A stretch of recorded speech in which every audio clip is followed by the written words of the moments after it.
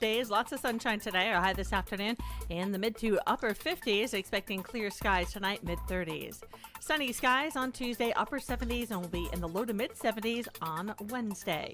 I'm Sally Russell with your forecast on ESPN Arkansas. The weather is brought to you by Shamrock Liquor Warehouse, 5609 Midland Boulevard, your leader in fine wines, beers, and spirits. KERX, Paris, Fort Smith. Hey, we can't make you a morning person, but we can make your mornings. ESPN 95.3. Coming to you live from the Crabtree RV Center studios. Broadcasting on ESPN Arkansas and streaming on hitthatline.com. We got a good one tonight. You got a team in here that doesn't respect you.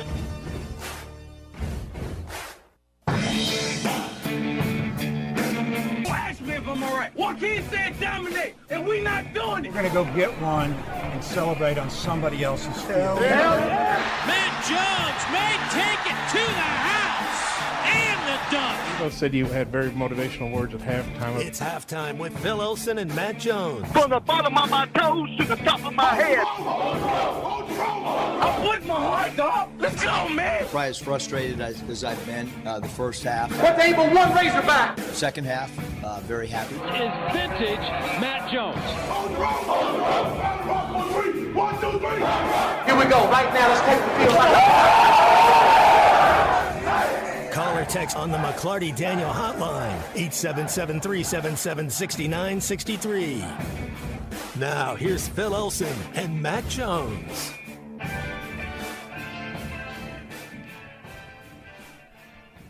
Good morning. Halftime a little early today. Call it first quarters. We get you set for a Monday baseball game at Ball Walker Stadium against James Madison. Start the week off well, huh? Oh, boy. Going to get the stretching in a little bit earlier this morning. Phil Elson here, Matt Jones with us, and, of course, the C Unit producing. It's going to be a 2.5-hour show right up until the dugout show. Bright and shiny right now, guys, here at Ball Walker. Temperatures are 35 degrees, which actually was the first pitch temperature on Saturday. And, hey, time to go out and get a series. Not the best weekend, I guess, so far.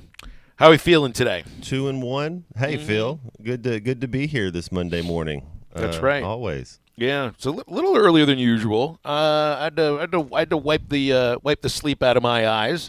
Just a little earlier than usual today. Little different routine. I'm a creature of habit, but a little different routine today. Yeah. Right about by now, you and I might be getting on the phone usually to have a little conversation before we. What's going on today? Yeah, exactly. So that we could do that right now. You want to have the regular kind of conversation we would have at 9 o'clock without the listeners usually hearing it? Well, one would be, hey, Phil, I heard this cool song, and it's by this artist named Chuck Berry, Johnny Be Good. Have you heard of it? Maybe we could play that somewhere during the day. That's a pretty cool song. You might want to put a list together today for Christian. Do we have Christian or the Wolf on the studio today? We got C Music. Okay, so C Music is in there today. How was your weekend, man? What happened? Outside of Arkansas Athletics, what else did you do?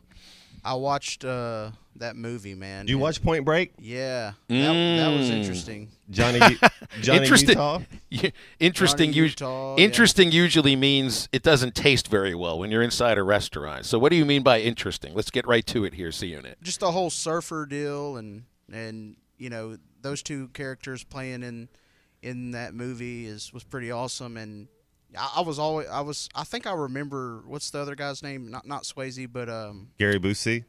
Yeah. Keanu Reeves? Keanu Reeves, yes. I remember him from Neo. The Matrix. Yes, Neo. Cool. We all remember him from Bill and Ted's Excellent Adventure, Parenthood, amongst a bunch of other movies, too. I don't know. Do we have to do a Keanu Reeves month at some point? Please tell me we don't need to do that. I still think Swayze's better than him, but he's still a great actor. I love Keanu Reeves, but I'm glad we won't. I would just tell you to watch all the Matrix movies, but I think you've done that by now. Well, so I mean, just about everybody played this weekend, right? Baseball played 3. 2-1. Yeah. Men's basketball, one of those well-played losses on Saturday against Mississippi State, a game I didn't get a chance to watch. I was in the middle of calling Arkansas's 10-run rule win over James Madison. Women's basketball yesterday beats Missouri, and that meant I didn't get my eyes on the baseball team when they took the loss. And then there was, can you call it? You can't call it a game, can you? The NBA All-Star game exhibition when you have, what is this, 397 points scored. And look, I'm not here to tell you that, you tune into the All-Star game to watch defense or anything, but this just had to have been – was that fun to watch? Absolutely it was. You have to understand what we're watching there. And it was an okay sports weekend. It's a passing of the guard. It's you're seeing the young talent. I would love to see so much more young talent that are NBA guys in the dunk contest. I'm not taking anything away from an and one mixtape guy coming out there and showing what he can do. But let me see what the guy Jaylen Brown, man, Jaylen Brown, man, I'm a Jaylen Brown fan for watching that. You like to see guys I want to see the superstars go out there and dunk. If I want to see somebody from Division II dunk, I'll go watch the YouTube highlights. Let's see the guys that can go. Where was Anthony Black? Where was the kid Brandon Miller from Alabama? Where are all the guys that were in the first round? Why aren't those guys in the dunk contest? I have no answer for you. No answer. Where is Mac McClung even playing these days? He can't play. He didn't have a bag. Is he a G League guy? Yeah, is he playing in the G League? He just has a 47-inch vertical. That's cool, but he doesn't have basketball skills. Like Liam Neeson says he has a special set of skills. He's kind of lacking in that area. But I didn't watch the NBA All-Star game. I'm just looking at the box score here. There were 168 three-point attempts. How many of those were from half court? Dame Lillard stopped up, pulled, and popped from half court and didn't change his motion, and you're just like, that's ridiculous. Hit my pick, by the way, to win the three-point contest. He went back to back. Well, so it's like you say, you have to understand what it is that you're tuning in for. Dude, here's what anybody that complains about the Pro Bowl, if you tuned in to watch the Pro Bowl games, you know what you were getting into there. If you tuned in to the NHL All-Star game thinking you were going to get hard forechecking and a tightly played 5-on-5 contest, you're supposed to know what you're getting into there, right? Same thing with the NBA. If you're supposed to be a quote-unquote basketball purist of some sort, well, you got to know what you're tuning into. Exactly. You know what you're watching. Here's what I came away with watching. If I was a young kid, if I'm a seventh grader, an eighth grader, a ninth grader, and you're wanting to go to the next level, you better be getting shots up. Everybody on the floor in an all-star game can shoot the ball. There's the days of not being able to shoot the ball. When you walk on the court and you're wide open, you have to be able to knock down shots. You got to be in the gym shoot.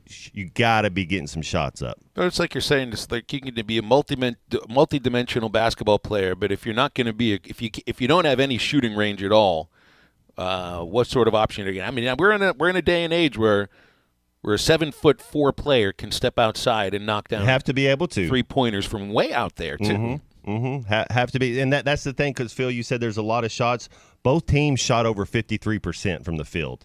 Not a lot of defense, but everybody can shoot. Everybody, you get open, they're going to shoot a high percentage. That's the one. They're long. You're built different. You watch the NBA guys. They're all just built different in the All-Star game. They all got 7-foot wingspans. 67 made 3-pointers, and there were a total of 5 free throws. Who's tuning in to watch free throws? Unless they're dunking from the free throw line on free throws. I'd tune in to watch that. LeBron took off from about as far out as he could, and then he didn't play anymore the rest of the game because it was like, hey, whoa. Because why? 20 All-Star games, 20 starts. It's a young man's game. It really is. I'm just thinking about how many – once the three-point line was introduced into the NBA, how many years did it take? So they made 67 three-pointers yesterday. How many years did it take in the NBA for there to actually be 67 three-point attempts in the NBA All-Star game? 3 or 4 of them, something like that? I go back. I tell you, they did the stats on Larry Bird. I think they said the most threes Larry Bird averaged in a game, like takens, was 3.5, something weird like that. I mean, Steph Curry's taking 10 a game. It's just you put Larry Bird in this game with being able to shoot like that in his unlimited range, OMG. It's funny. I remember like an article of predictions of sports that must have been from the early 90s, the late 80s, about what will sports look like, what will athletes look like in 40 to 50 years. And the article surmised about baseball, you'd be seeing pitchers routinely throwing over 100 miles an hour, and you know what? You do. Although I think some of this might have to do because of the way the radar gun gets it out of the hand instead of when it comes to the plate. But pitchers throw harder now than they ever did before. Football players, bigger, faster, stronger. I remember this article made predictions about, now this is where they got it wrong. They made predictions about a special NFL football season will be 2,000 yards instead of 1,000 yards. Well, who's getting that now? Nobody saw the devaluation of the running back position. Tyreek Hill was close if he would have stayed healthy, right? Well, that's true. That's true. And in basketball, I remember they're talking about you're going to have a 15-foot goal. And this was just after the 3-point line was solidified as part of basketball, and it was treated as a novelty in some ways. And now, I mean, I saw on TV they had the Celebrity All-Star Game. You had that Ruffles extra rainbow out there, the extra arc, and that was a 4-point shot. I think it was a 4-point shot. Sooner or later, we're going to have to get to the point where you do something like that, because what has changed in basketball? Yeah, they're taller and you can leap higher and everything, but the shooting range. The range, yeah. Not just how the 3-point shot has become so important to the sport, but how far out you can throw those in now. Do you know another sport that's going to have a 4-point shot? What? NFL. Over a 50-yard field goal will be 4 points. So you're talking about unlimited range. You're seeing these kickers go. So then you'll have decisions to make. You get around a 50-yard field goal. Do you want to stay there to get an extra point when it's coming down to it? But watch in the next few years. I bet the NFL puts in a 4-point field goal before the NBA puts in a 4-point shot. That would be pretty cool. That would be really interesting if you tried something like that, because now you think about it, in football, one of the things that's really changed is the range of kickers. Their now you feel like a 45-yarder is like a chip shot, right? Their accuracy. If you're 30 yards and in, 35 yards and in, I guess 40 and in, but if you're 30 yards and in, it's got to be automatic. If you're going to play at that NFL level. Changes in sports. That's right. And a Monday baseball game feels like a change in sports too, especially in college. Heck, in a lot of the minor leagues, they don't even play Monday games any longer. That's a travel day. So, as I am told, no inning can start after 3 o'clock this afternoon, because James Madison's got to get all the way up to XNA and get a commercial flight tour, whatever it is they play next. And I don't know where it is they play next, but I'm going to guarantee you it's not in Virginia, where they're from. Because at this point of the season, you get teams, heck, Western Michigan and Michigan opened their baseball season at the Dodgers Camelback Ranch facility in Phoenix. Home games for Michigan, who, by the way, Arkansas plays in less than a week in the Texas Rangers Stadium. All right, we'll touch on Arkansas basketball, get to this baseball series in just a moment. We got your calls and texts as well. Mike Irwin at 10:30, and it's first quarter, halftime, whatever you want to call it. Who cares about Blue Bloods when you believe Razorback Red? For maybe the win. Video is powered by the pros at Pascal Air Plumbing and Electric. Arkansas owned, Arkansas operated. GoPascal.com. Call or text the McClarty Daniel hotline at 877-377-6963. McClarty Daniel, a vehicle for every lifestyle. When you're looking for a new car, you want to shop for a vehicle you love with an organization you trust. You've probably heard that McCarty Daniel means making deals, but what I'm inspired by the most is that McCarty Daniel means making a difference in our community. When you buy a vehicle with McCarty Daniel, you reinvest right here in the community, in our schools, in our little leagues, in our food banks, and our people. So you're not just making a purchase, you're making a difference too. Come see us at any of our 6 locations in Northwest Arkansas. Tommy Kraft here. When it came time for new gates and some fence repairs at my home, the Fence Man was my first call. The Fence Man does it all, from large commercial jobs to small residential repairs. Wood privacy fence, vinyl fence, commercial or residential chain link, even custom wrought iron fencing. 479-782-3936. 18 months, same as cash financing with approved credit is now available. If it involves fencing, the Fence Man does it. The Fence Man. He ain't afraid of no work. 479-782-3936. A dandy white perch. Big old slab. C'est bon, sacalé. One beautiful crappie. It's a paper mouth. Some serious crappie. Nice speck. We got crappies. They might go by different names, but all prefer the same thing. Bobby Garland, America's favorite white perch, slab, sockeye, papermouth, crappie, speck, crappie baits. I call it dinner. BetOnline continues to be your number one source for all your basketball wagering needs, including pro and college hoops throughout the year. With up-to-the-minute odds, stats, and trends, you can follow your favorite team's path to the playoffs with in-game live betting, contests, and all the best player props. Experience the world's best wagering platform anytime from your desktop or mobile device. Head to BetOnline today to become part of the team. And remember to use the promo code BELIEVE for your 50% welcome bonus on your first deposit. BetOnline, the game starts here. Looking for an African adventure without the hassle of planning? Kruger Safari Club has got you covered. Our custom hunting and safari packages take care of everything from transportation to accommodations, so you can focus on enjoying the experience of a lifetime. With our team's extensive knowledge of the best hunting and safari spots in South Africa, Mozambique, and Zimbabwe, you'll have access to some of the most breathtaking views and exciting game hunting opportunities on the planet. And with our commitment to ethical hunting and giving back to the local community, you'll know that your trip with us is making a positive impact. Book your trip now and let us take care of the rest. Find out more at KrugerSafariClub.com.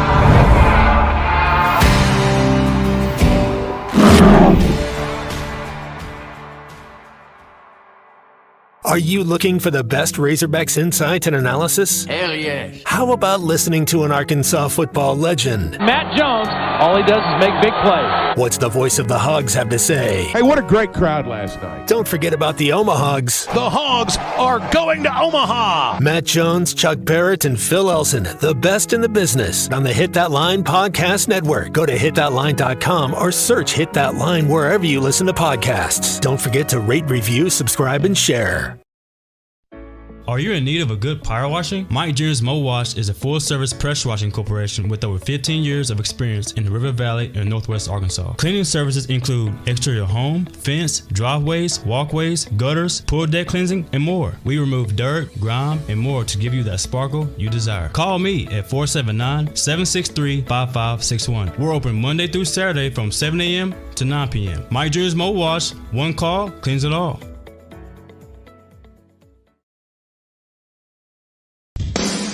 Madonna has gone from like a virgin to like a surgeon. You can try to nip and tuck from the curse of sin, but eventually death is going to win.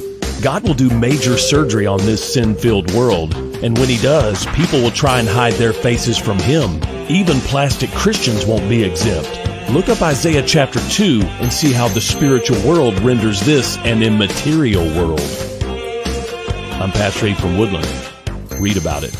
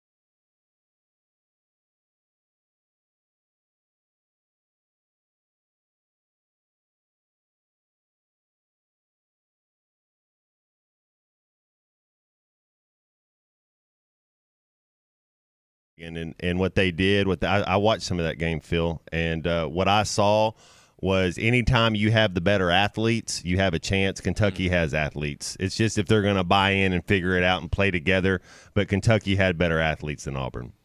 And then LSU beats Carolina. South Carolina all of a sudden is starting the shine's coming off that diamond just for a moment with losses in two of their I think it's two in a row now with the loss to Auburn too. But a road loss at Auburn is different than a home loss to LSU, the way South Carolina's opened that season. And then at Alabama, which right now they're playing the best basketball in the SEC.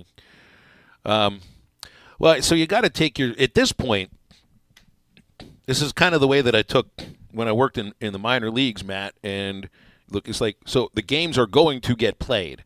Whether fans attend the games at home or not, whether they turn the television on or not, whether they listen on the radio or not, the games are going to be played. And you'll be watching them, and I'll watch them when I don't have a conflict. And so you got to take your joys in small doses. Really, I mean, now I'm not saying you got to be happy with the results, but you're looking for little nuggets of something to at least pull out a little bit of positivity here. And right now, Mekhi Mitchell is that nugget. Phil, he has been playing so well. I mean, really, like just the best basketball I've seen this kid play over the last, I don't know, about 7 games since his 24th birthday. No question about it. They ran that high pick and roll. They're kind of putting the ball. He's making the right basketball play, whether it's keep dishing the ball, whether it's finishing at the rim. He's shooting free throws so well right now, playing with a lot of confidence. He has been fun. He has been fun to watch. And Phil, I've been on a team before that's hovering around 500, and you're fighting every game. You're not going to stop. You're not going to quit. You're trying to get some form of postseason play. I mean, there's still a belief. I think this team can get into the NIT. Still, you got to be over 500 in order to do that, right? Well, we got Mike Irwin coming up. He was explaining it to us last week. I thought that you had to be above 500 to go, but I think I don't know if it has anything to do. You know, Minnesota played at 5-7. They got in a bowl game. Yeah. I don't know if there's something to go with it, but I think they let some teams in if you're close. But I used to, and I think he said they changed that rule in 2018. But we'll have him on later. He'll clear that up. As I understand, it's still a 64-team tournament. There are 32, one for each conference, automatic bids, which is basically the highest seed, in the conference tournament that didn't win the conference tournament. And then you go at large after that. So you're going to have to be an at large in that case. But Mekhi, I mean, he scored double digits now, 5 out of the last 6 games, 21-9. That was close to a third double-double in that stretch. And that still leaves you like with a head-scratcher as to how he only got 11 minutes against Tennessee when he's been the most consistent player and certainly at a position where right now, who do you have at forward? There's no Jalen Graham, no Trevin Brazile. I don't know if we'll see Brazile again or not, but there's only 6 games left for him to get back out there before the conference tournament. So you're down to Chandler Lawson and Mekhi Mitchell. You got to play Davenport a little bit there. I think he can slip into a little bit of a 4. And then Phil Bayfall got in a little bit. And on the defensive side of the ball, once he starts figuring out rotations and where to be, man, he can be a presence in there. He slid over, blocked a shot really well, got in the open space, and just kind of got ahead of himself. You could tell he was – I don't know if it's nervous or pressing, but if all he does is just take one little dribble and he finished, but he didn't – he forgot to dribble. But so you like to see him coming along. I was surprised, Phil, but you know what? You just were surprised that Mekhi Mitchell didn't play against Tennessee but 11 minutes. I was surprised Landon Blocker didn't play because he gives you something on the rebound. And he's an athlete. He's going to get to the boards. He's going to help you a little bit on rebounding the basketball and his physicality. Think of how many times this year you've thought about this too, about being surprised that somebody didn't play, whether it's L. Ellis for a 3-game stretch, and then all of a sudden he gets into a game. 32 minutes, yeah. Exactly, or Manyfield, or Mitchell in this case, or Landon Blocker, or Devo in some cases. Second game back, he played 40 minutes, yeah. Yeah, and you know, a lot of time, and must have know who to put in at certain moments. And a lot of that is because the team hasn't necessarily showed him, in a lot of cases, who to trust. And I have a conversation with Dave Van Horn at the batting cage before Saturday's game. and ask him about lineup construction this time of the year. I mean, it's all about trying to give players opportunities to show the coach that player belongs in the lineup. And Dave said he had a speech that he gave them before the first game. On Thursday, he talked to them about this, and he didn't want them to worry about their spot in the lineup or anything. He basically tells them, he's like, you're going to tell me what this lineup is supposed to look like as we start this season, right? So I would think, like, in Muss's mind too, if he's looking at it from that perspective, and I think a lot of coaches do, some of it has to do with the matchups and all of that kind of stuff, but has he, at this point of the year, in the middle of February, you have a sense of whom to trust in these situations and who belongs in those situations too. And I just don't feel like Arkansas has ever given him the feeling of stability in his mind, of knowing who to match up with in certain situations based upon strengths and weaknesses. Well, I get it too, Phil. If you start a lineup out there and they go the first 8 minutes and you're down 17, I'm probably going to say that was your shot. There's your 11 minutes. We're down 17. I'm going to give it to somebody else. So you kind of understand it. Funny how that works out, huh? How that works out. That's the thing. We didn't let the game get away from us. How many games have we lost in the first 10 minutes, this year on the basket? We didn't let that happen, so that was a good sign. It's like being down 7-0 at the end of 3 innings. Mm-hmm. Yeah, you kind of know the way the game's going to go at that point. You can come back, but it's awfully difficult to do so. Let's see what's going on these days at Twin Peaks and Rogers. Oh, hey, look, Matt. They've got the UEFA Champions League at Twin Peaks and Rogers over the next 2 days.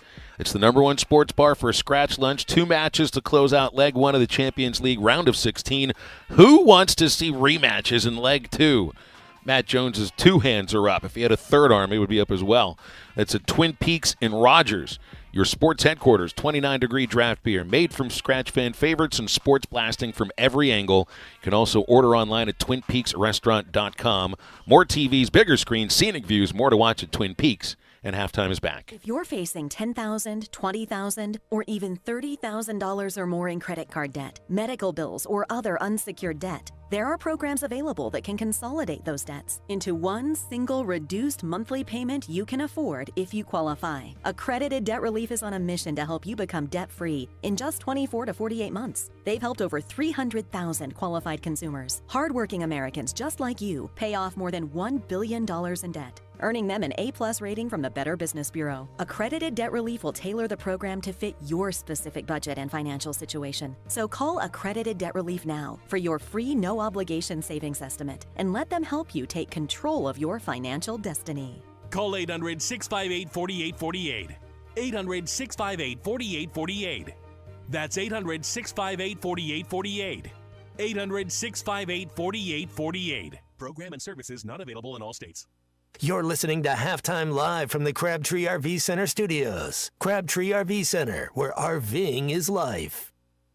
Drive a third-row SUV that is style in motion with the 2023 Buick Enclave at Harry Robinson Buick GMC. Right now, get $1,250 in total savings or 2.9% financing on a 23 Buick Enclave. The 23 Buick Enclave, designed for the road ahead and well-crafted for your refined taste. Test drive a new Buick Enclave and experience the new Buick at Harry Robinson Buick GMC. Exit 11 off of I-540 in Fort Smith. Need new roof? Shamrock Roofing and Construction can have you covered right now for as low as $139.99 with approved credit. For quality and peace of mind, one call does it all. Shamrock Roofing and Construction. Call 479-319-5100. Supply issues are no issue at Shamrock Roofing and Construction. As one of America's largest roofing companies, we stocked up early and we stocked up big. We can do your job right now. And because we paid less for our material, we can share those savings with you. Call today or visit us at shamrockroofer.com. There's more to a tractor than just horsepower. A tractor also needs weight to get that horsepower to the ground. With TYM, a heavier tractor comes standard. Many of the TYM models weigh more for the horsepower than comparable tractors from the big names, and tractors that weigh more do more. See Bush Tractor at their new location at 6100 South Zero in Fort Smith, or log on to bushtractor.com to see how they can upgrade your productivity. Hey, I'm Hagen Smith. As an Arkansas pitcher, I know the importance of precision, skill, and keeping cool under pressure. That's why for your home, choosing the right team for heating and air is just as important. You want professionals who bring their best game. When it comes to staying comfortable, I rely on Pascal Air, Plumbing, and Electric. They'll send pros to take care of your home, too. So sign up now for Pascal's Plan Protection membership before the summer heat for only $8.99 a month. Never pay for a tune-up again when they're included in your membership. Professional people, professional service. Pascal Air, Plumbing, and Electric.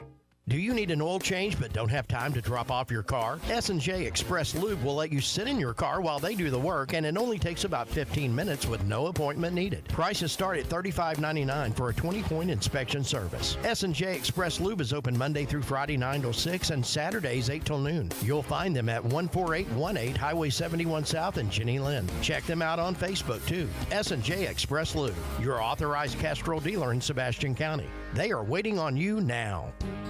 Hey, this is Ty Richardson for Jake Neal and his team at Jerry Neal's Barbecue. Jake's dad, Jerry, started cooking barbecue at Jerry Neal's in 1977, and Jake took over and has been doing the same thing ever since. I got ribs the last time I was there. Woo! Man, they were good. Don't forget about the catfish either. It's cooked to order, so it's hot and fresh every single time. The best catfish in the River Valley. Jerry Neal's Barbecue, Catfish, and Catering, 1823 Phoenix Avenue in Fort Smith. Your home for every Razorback football, basketball, and baseball game. ESPN 95.3. I'm bored and cheap and cheerful. I want expensive sadness. Hospital bills payroll. Open doors to madness. I want you to be crazy 'cause you're boring, baby, when you're straight. I want you to be crazy 'cause you're stupid, baby, when you're sane. I'm sick of social graces. Show your sharp tip teeth. Lose your cool in public. Dig that illegal mean. 'Cause love is just a dialogue. You can't survive on ice cream. You got the same needs as a dog. It's alright to be me. It's alright to be me. Find halftime on 99.5 in Northwest Arkansas, 95.3 in Fort Smith in the River Valley, 96.3 in Hot Springs in Central Arkansas, 104.3 in Harrison and Mountain Home, and everywhere on hitthatline.com. Join the conversation. Call or text ESPN Arkansas on the McClarty Daniel hotline, 877-377-6963. Now back to the hosts. Here's Phil Elson and Matt Jones.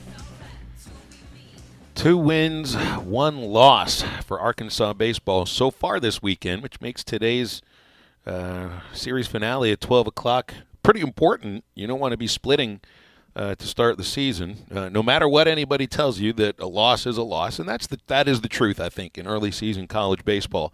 1 loss is just 1. 2 losses is a series split against a Sun Belt team, and that can't happen. So I do think that makes this game pretty important today. It'll be pretty interesting to watch. Again, we've got a curfew. I mean, you don't see a lot of games that go 3 hours anymore. But if the third game of a series sometimes is a little crazy, well, the fourth game of a series can be pretty darn close to psychotic. So who knows what's going to happen today, or even if we get all 9 innings in, because you can't start an inning after 3 o'clock. Well, too many men left on base yesterday is what I gather from what I heard and read about from yesterday's loss to James Madison. And look, when you get when you collect 8 hits against a starting pitcher, you got to make sure that some of those hits come with guys in scoring position. Just left too many men on base. The starter for James Madison, 11 base runners out of 18 batters faced, and only 2 of them scored. So, that's called letting them hang around. Let them hang around. So a 7-3 final score very well could have ended up being, who knows, 10-7 Arkansas if you'd have got things going a little bit earlier, but that's not what happened. And James Madison played the small ball in the 7th inning, and Arkansas ends up losing 7-3. So it's 1 loss. just don't make it too, Matt. That's the way I view it today. I was going to ask you, has our pitching been pretty good so far? I know you said that's a strength, and so do you change up anything on Game 4 because you don't want to have a split? Is there anything, or is it just business as usual? Well, it just it depends on who's available. You get the left-hander Colin Fisher, who's making his college debut today. And man, I mean, he's got to be so excited just to be a starter for his first opportunity in college. But it's the little added pressure in it that you need to get off to a good start. Arkansas did not get off to a good start on Friday, Matt. Hagen Smith only lasted the first inning and then was done. It was kind of the same old issue for Hagen since he got here, which was inefficiency, wasn't putting batters away, and a little wildness. 2 walks, went to 4 full counts, hit a batter when he was ahead 0-2. And so the home run was wind blown, sure, but there shouldn't have been 2 runners on base at that point anyway. And it's still, the next few batters, it took him 7 pitches to get his last 2 outs. And that's just more of the same. And I understand that it was cold and it's a little more difficult to get a grip on the baseball at that point. And as I'll always say, reasons and excuses can be the same thing sometimes. That makes this Friday's game against Oregon State awfully important for Hagen Smith. He's got to be super frustrated. We had a question on the text line. Would you throw him today for an inning? I hope that's not what they need. If you need Hagen Smith on a Monday to beat James Madison, there might be some issues with some of the pitching at that point. So I don't expect that that's the plan. But you're going to need some young arms to come out and do it today. Brady Tiger was good on Saturday. Will McIntyre was fantastic on Friday, relieving Hagen, giving you the starter's innings. He went 6 innings in relief when he came on the second inning. He didn't have a lot of time to warm up. Cody Frank was really good on Saturday. That's a veteran arm that you want to get going. And although Gabe Gackle took the loss yesterday, he threw 2 great innings and then ran into a little bump in the third inning that he pitched. So I think for the most part the pitching was okay, but it wasn't great all the way around, at least not yet. And offensively, you got to be happy with 15 runs on Saturday. There's no two ways about that. But Arkansas kind of, they didn't really get much going in the middle to latter innings on Friday, and then yesterday, it's just too many men left on base, which is going to happen sometimes. Those were some veteran pitchers that James Madison threw out there, and it looked like they kept Arkansas batters off balance. But, there's just aren't a lot of games you're going to play that are where every game you play in this series is first pitch temperature in the mid to high 30s. So there is a little feeling of a flukiness to it. But I don't want to put too much on this one game here today, but you don't want to worry about RPI or bubble or anything like that. It's February, for crying out loud. But you don't want to have a 2-2 weekend at home.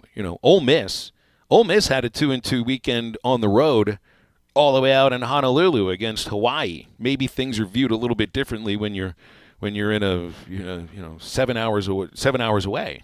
But here at home against a team that hadn't been outdoors yet this year, I think it's pretty important. You have to win the series. So I do put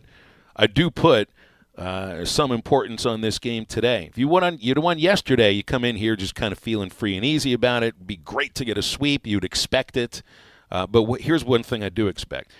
I think today you get out and you got to put together some really good at-bats and hopefully not let the moment of, what happened yesterday where you didn't have the clutch hit get to you a little bit and start pressing. Like, don't start pressing now. It's just the 4th game of the year. Yeah, that's what I wrote down. Don't overreact and get back into your routine. Just get back into it. It's a quick turnaround, Phil. Don't you? Isn't this the earliest first pitch of the 3 games? Oh, yeah, this is the earliest first pitch we'll see all year. Okay. Now, there might be a noon game out there on a Sunday at some point in the SEC, depending on television. And there might be, once we get to Hoover for the SEC tournament, like a 9 o'clock morning game. But that's it. This will be the earliest game of the year.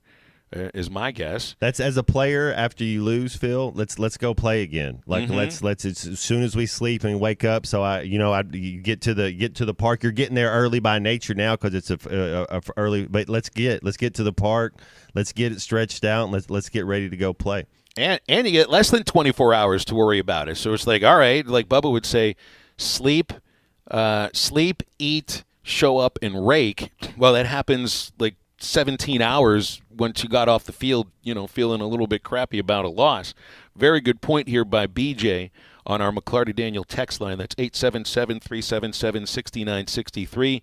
Too many runners cut down at second base. I think you had Hudson White picked off at second base when he slipped on the infield dirt, which is something I'll touch on in a moment.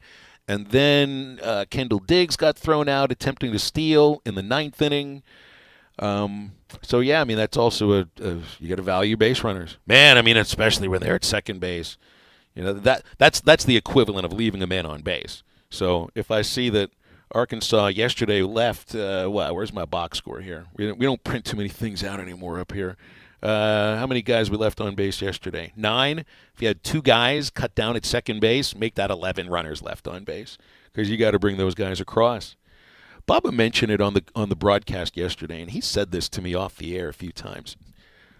They really water the infield really heavily at Paul Walker Stadium. Look, I'm no groundskeeper. I don't know the directives that have been handed to the folks who do the field here.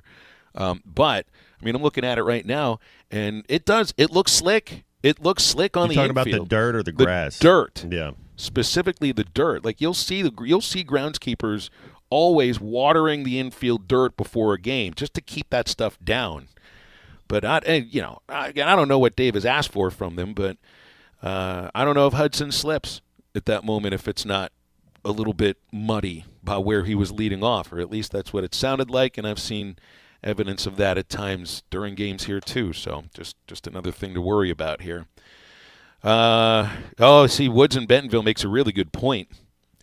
Today's President's Day. Are we really going to beat a school named after a United States president on President's Day? Mm-hmm. Yeah, we already gave them one. That was enough. We'll it's all right. It didn't matter which day it was, but because it's President's Day, we gave them one. So we'll be all right. That scares me here for a moment, man. I mean, in Woods, he's a ball player. Remember, he pitched for Coach DeBryan. This has to be something you'd be a little bit worried about if you're going to be a superstitious baseball player. It'd be like playing a school named after Martin Luther King on MLK Day, man. I mean, you'd be nervous that they just have all the mojo going in their direction for that day. That's the way I would think about this. You're playing against the school that's got the fourth U.S. president. So there is a George Washington University. That would get primacy. Is there a John Adams? Is there a Thomas Jefferson University? I'm sure there is. I guess for Thomas Jefferson it would be UVA in Charlottesville, but here we are. James Madison. I didn't even think about that. Woods, way to ruin the morning. You want to kick a dog while we're at it here, too? 877-377-6963. D in Fort Smith asks, is James Madison baseball in the same situation as the football team? No, that was different. Their football program, I think when you're elevating from FCS to FBS, which means you're changing leagues, that's a matter of eligibility between those two levels of college football. They didn't have to worry about that in college baseball because, we actually have a postseason in college baseball that makes sense. The postseason in college football makes a little bit more sense now that we're doing 12, but try to make sense of the rest of the bowl season, and I'll see you in June for the College World Series. That's exactly, I think, the way I would look at that.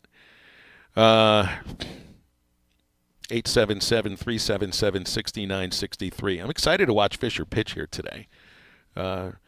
Freshman left-hander gets the ball. He didn't even think he would get the ball until last week. The guy who would usually pitch today, Ben Bybee, had the hamstring, and then today's whatever the illness is. Dave didn't mention the illness, but he's not feeling well, so he's not here to pitch.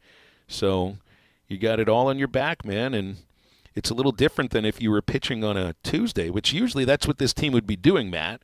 You'd play a 3-game weekend series against, a school like James Madison, and then you would welcome in Grambling or UCA or McNeese or, or a school that's from somewhere in the region for a Tuesday or a Wednesday game, and then you would go to Arlington afterwards. But in this case, they wanted to make sure they got 4 games in because you never know what the weather's going to be, and it leaves you with you wouldn't feel that pressure with if you're pitching on a Tuesday. But now since this has the context of a series with it, and college baseball is such a series-based sport, there is pressure on him for this because, I'm telling you, 2-2 against James Madison is.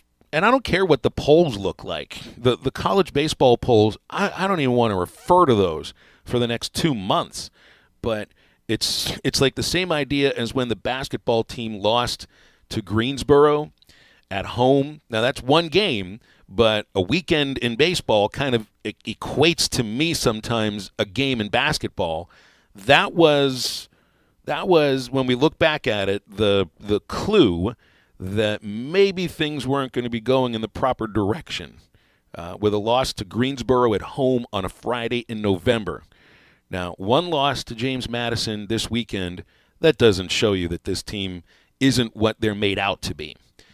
And from what I've seen, the talent level on this team is exactly what it's been made out to be. The batting practice that this team puts together is pretty crazy. Now, they haven't had BP outdoors yet, so you haven't had a chance to see it. But indoors, it's been amazing. Nobody wins games based upon what their batting practice looks like. Nobody. You got to take it to the field. The talent's there. I don't think there's any doubt about that. That doesn't mean you're going to win baseball games. 2-2 against James Madison would make me nervous. 3-1 against James Madison, not so much. Was this Fisher's first start? It's his college debut. How cool is that, man? He'll remember that. Yeah, go out there, have fun. He'll be ready. And as a coach, you're also looking to see how he handles it. Because it's something you're trying to build trust in. To hopefully he's a guy that can start. Or you're trying to figure out where he goes in the rotation. Is he a long reliever, middle reliever? Or is he a guy that can start those Tuesday games like what you're saying? Well, and I'll tell you, too, because Dave's been open about with Molina that since he had problems throwing strikes in the fall and in the scrimmages, that if he's not a strike thrower for his first couple of starts, they might look at replacing him. And Molina walked 3, and looking at his pitch totals, it's something you might think about if next Sunday against Michigan does not go according to plan. So, this is a huge chance for a kid like Colin Fisher or any freshman to, he's already been noticed enough to get the ball today as the first freshman starter for this team this year. Pretty cool. But if he wants the ball again as a starter, today's the day to go show Dave Van Horen, hey, man, I got what you're looking for. Stay with us as we'll wrap up hour number 1 of Halftime in just a moment.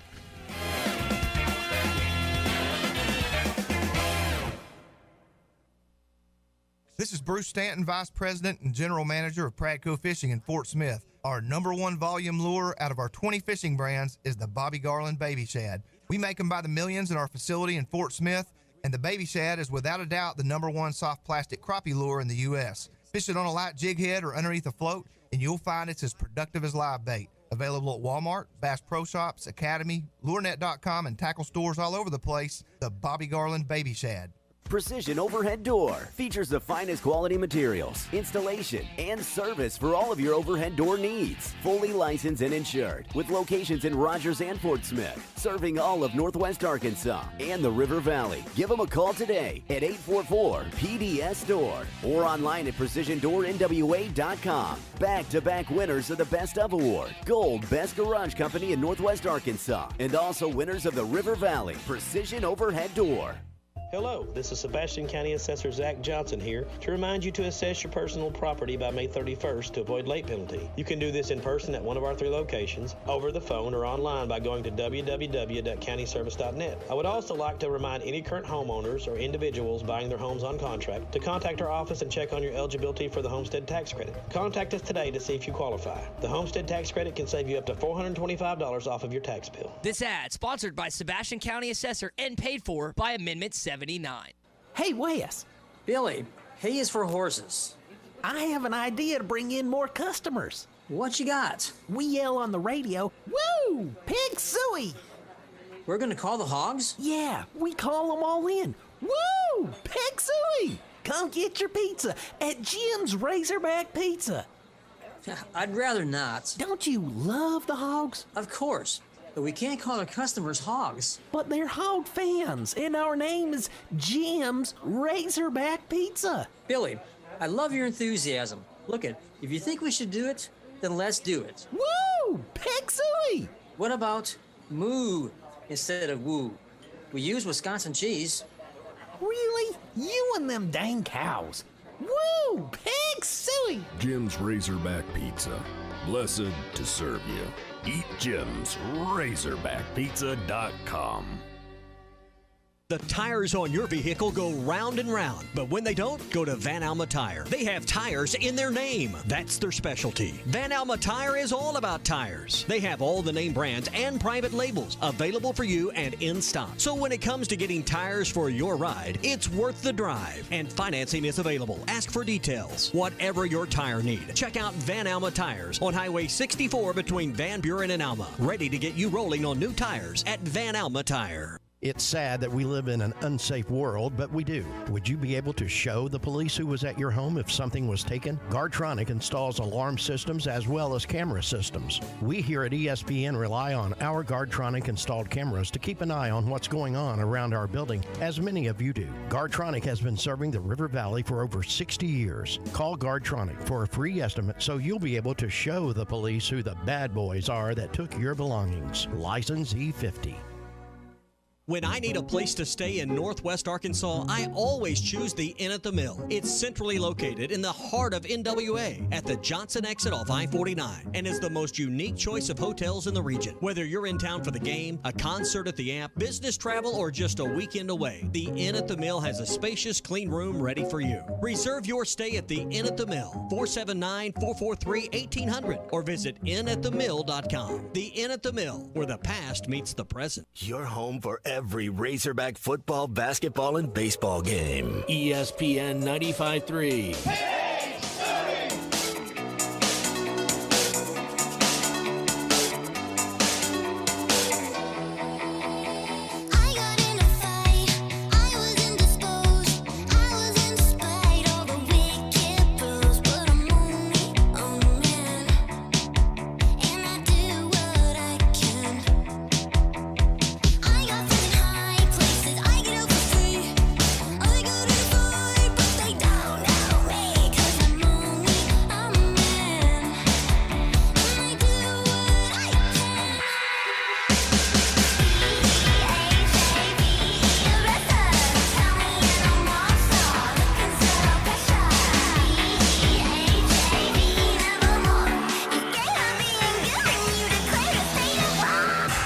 You're listening to Halftime with Phil Elson and Matt Jones.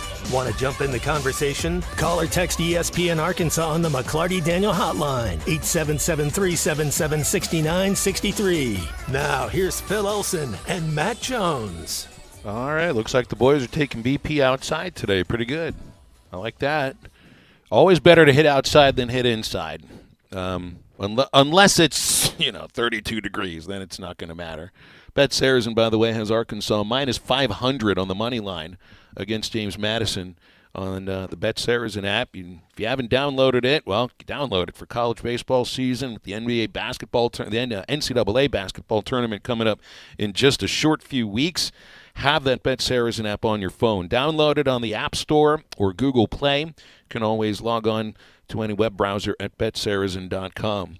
There were no odds on whether or not C-Unit didn't just watch Point Break, but whether he did his added extra assignment of Donnie Darko. Because last week, Matt, the C-Unit was all over watching Dirty Dancing, which was not part of the weekend of this month's assignment. I slacked. He slacked, he said. Oh, bummer. Well, one of the best lines in the movie is, I'm voting for Dukakis. And since it's President's Day, we might as well throw out a president that was running for president and never quite made it to presidency. Yeah, a governor. I don't know how presidential he'd have been. When can I squeeze him? 8th grade, not until the 8th grade. So, all right, so you didn't do that. It's the first time, man, but at least you did your regular assignment. That's all that matters. That's all I cared about. Don't worry about it. I thought Seth Rogen would have had him when I told him it was Seth Rogen's first movie, that he was in. I thought that's a way to get the younger generation interested in something. Yeah. I forgot that detail, but I'm going to watch that movie. Don't get me wrong. It's no longer going to count on your just halftime homework grade. You had to do it this last weekend, okay? We'll see what we got for you this next weekend. I guess is this the last weekend of February coming up? It is, right? Even with the leap year, we only have 29 days this month, and the 29th is next Thursday. So, man, I'm getting nostalgic about Patrick Swayze month for seeing it because I think he's probably enjoyed this month more than any other. What's last? Is it The Outsiders, and then can the extra credit be Ghost? Yes. Now, Matt doesn't want you to watch the Whoopi Goldberg vehicle known as Ghost.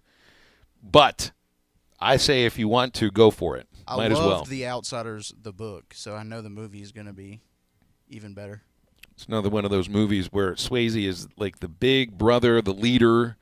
You know, you'll absolutely love it. And then we got to figure out what we're doing for him next month. What was the movie you wanted to assign to American Psycho, right, Matt? Are we doing a Christian Bale month? We could go Guy Ritchie. Guy Ritchie has some cool movies. I know you want to assign him Snatch, but I'm guessing he's seen it. We can Lock, Stock, Two Smoking Barrels, Rock and Rolla, The Gentleman. I mean, he has a lot of movies out there. Both the Sherlock Holmes movies with Robert Downey Jr., Jude Law. Yeah, those are good. He's got a lot to go from. Do you have a favorite baseball movie, C-Unit, as a former baseball player? Oh, man. We got to have cold, hard thoughts about this. You're supposed to answer that before the question's out of my mouth. Yes, it's okay to say The Sandlot. With the kid that plays he's on the Cubs. Rookie of the Year. Rookie of the Year. That's your favorite movie, and you needed help describing it? Yeah. They're all so good, man. What about Bad News Bears? I mean, it's funny. So yeah, you can't go wrong. Now, which one? Are we talking about the real one with Walter Matthau or the fake one with Billy Bob Thornton? Billy Bob. The fake one. The fake one? Yeah. No, that one doesn't count. Sorry, I will not allow that in my classroom today. If it's either Walter Matthau, Tatum O'Neal, or bust. You got it? You could have said A League of Their Own. No, you couldn't have said A League of Their Own because it's a lie. It's a lie. There is crying in baseball. It's a complete lie from that movie. And the younger sister's the most annoying character in baseball movie history. Stay with halftime. We're into the second hour in just a moment. This year, we considered hiring an ad agency to help with our marketing. They pitched impressive visuals and a script that was inspiring. And exotic animal mascots to help grab your attention. In the end, we just decided to tell it to you straight. Shelter Insurance has award-winning customer service at affordable rates. Plus, our local agents are there to help you understand what coverage you need. See Agent Chris Dooley in Fort Smith. Hey, I'm Hagen Smith. As an Arkansas pitcher, I know the importance of precision, skill, and keeping cool under pressure. That's why for your home, choosing the right team for heating and air is just as important. You want professionals who bring their best game. When it comes to staying comfortable, I rely on Pascal Air, Plumbing, and Electric. They'll send pros to take care of your home, too. Sign up now for Pascal's Planned Protection membership before the summer heat for only $8.99 a month. Never pay for a tune-up again when they're included in your membership. Professional people, professional service. Pascal Air, Plumbing, and Electric. Hi folks, Larry Rath here for Rath Auto Resources and the Meineke Car Care Center. We know that now more than ever, you want to maximize your tax refund, and we're here to help with Road Ready certified pre-owned vehicles. They are simply the best used cars you can buy. Plus, our experience and relationships with the banks and lenders helps us get the payment you need while keeping more of your money in your pocket. Maximizing your money, another reason all the happiest drivers are rolling with Rath.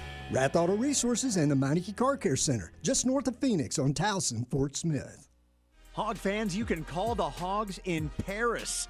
Cheer on the historic Razorback track and field program as they chase their 50th national title with season tickets for just $40. With each season ticket purchased for regular season meets in Fayetteville, you'll be entered to win a round-trip flight for two to Paris, France to watch the Razorbacks compete on the world's biggest stage this summer. Join the chase today and call the Hogs in Paris by securing your ticket at ArkansasRazorbacks.com. Eat into the new year with Art's Barbecue on Rogers Avenue in Fort Smith. Art's has many lighter menu options available, from grilled chicken to fish to low-carb entrees, plus delicious sides. And since Art's smokes all of their meats in-house, the ham, turkey, and other meats that top their handmade salads make these choices easy and delicious. And don't forget, all burgers are $1 off every Saturday. Art's Barbecue, Burgers, and more. Rogers Avenue next to Buddy's in Fort Smith. ESPN Arkansas weather. A nice little warm-up expected over the next couple of days. Lots of sunshine today, our high this afternoon in the mid to upper 50s. Expecting clear skies tonight, mid-30s. Sunny skies on Tuesday, upper 70s, and will be in the low to mid-70s on Wednesday. I'm Sally Russell with your forecast on ESPN Arkansas. The weather is brought to you by Shamrock Liquor Warehouse, 5609 Midland Boulevard, your leader in fine wines, beers, and spirits. It's fast. It's exciting. KERX Paris Fort Smith. This is halftime, coming at you from the Bushlight Studios on ESPN 95.3. Coming to you live from the Crabtree RV Center Studios. Broadcasting on ESPN Arkansas and streaming on hitthatline.com. We got a good one tonight. You got a team in here that doesn't respect you.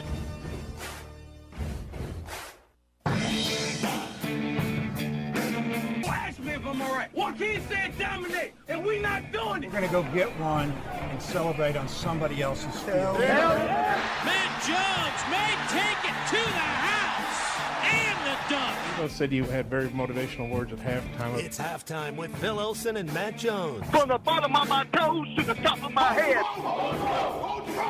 I put my heart up. Let's go, man. Probably as frustrated as I've been the first half. What's able one Razorback? Second half, very happy. Is vintage Matt Jones. 1, 2, 3. Here we go. Right now, let's take the field back. Call or text on the McClarty Daniel hotline, 877-377-6963. Now, here's Phil Elson and Matt Jones.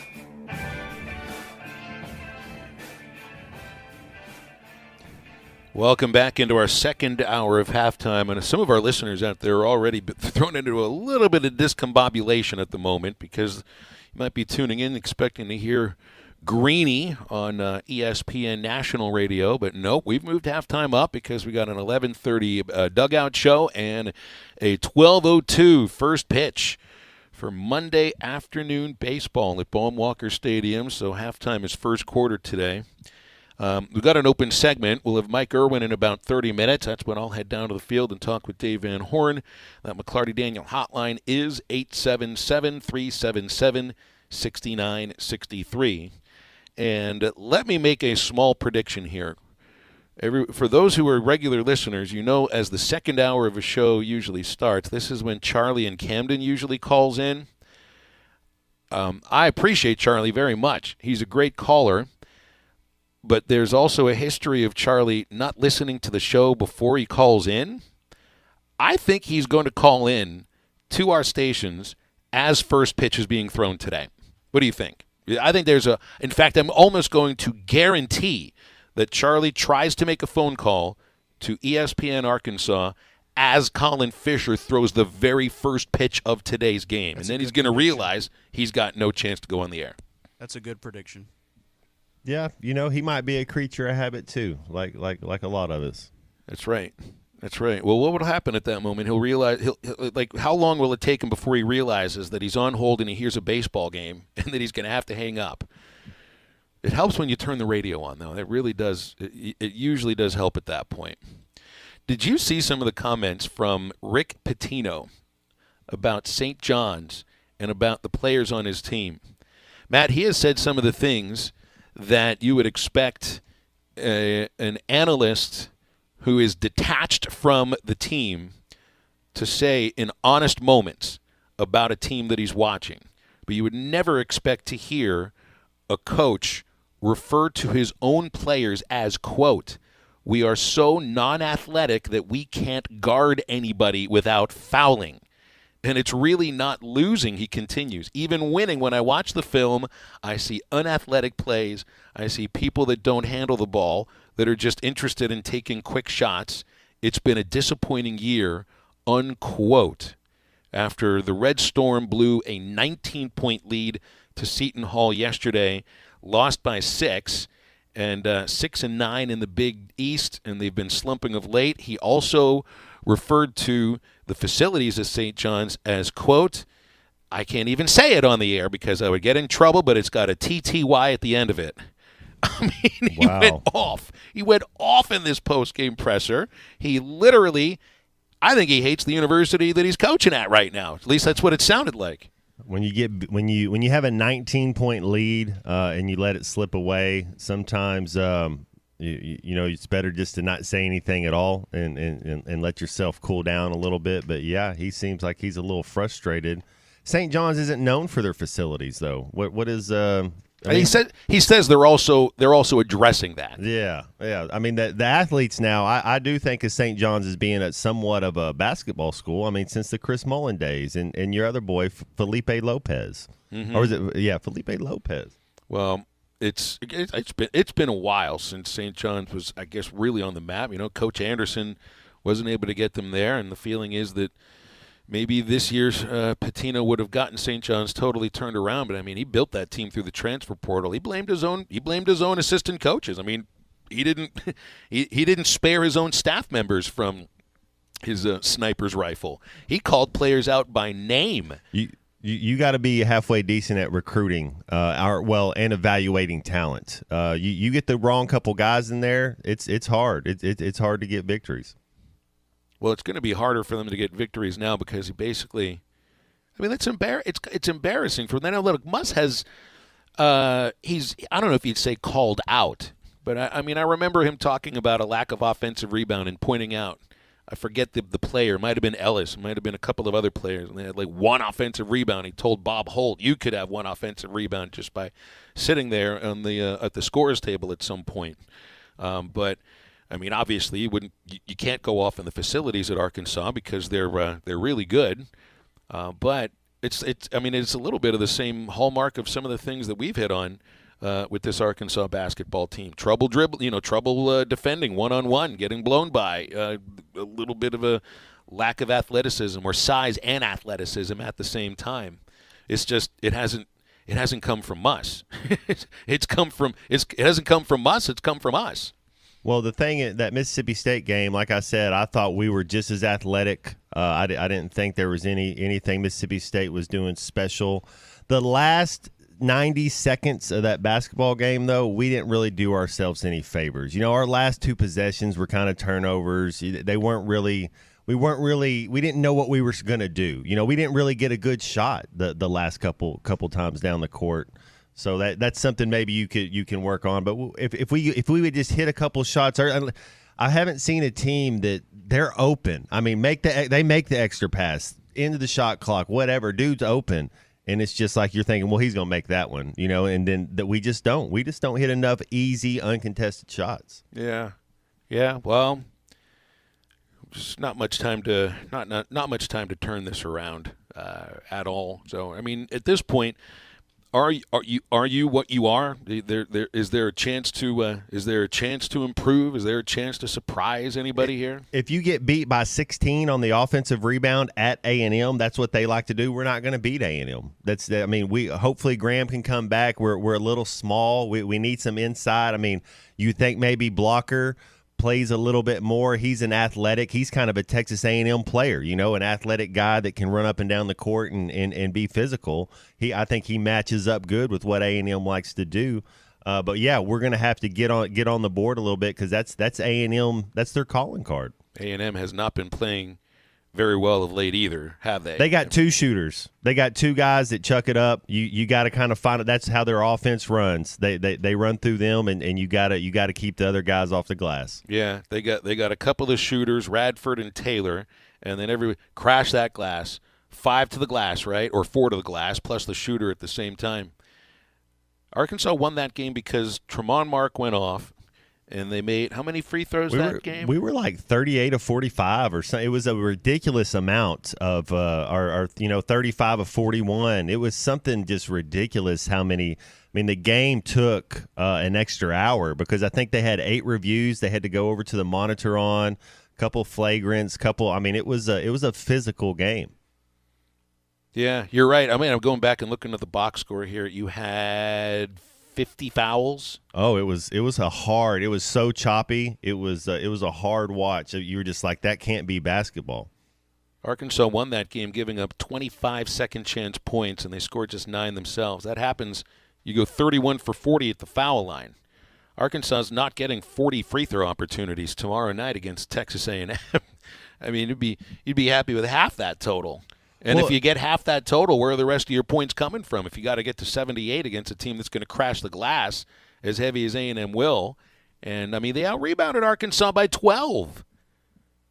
All things being equal, and that also includes the officiating. And not to say that game wasn't evenly officiated, because the fouls were pretty equal when you look at that box score, but.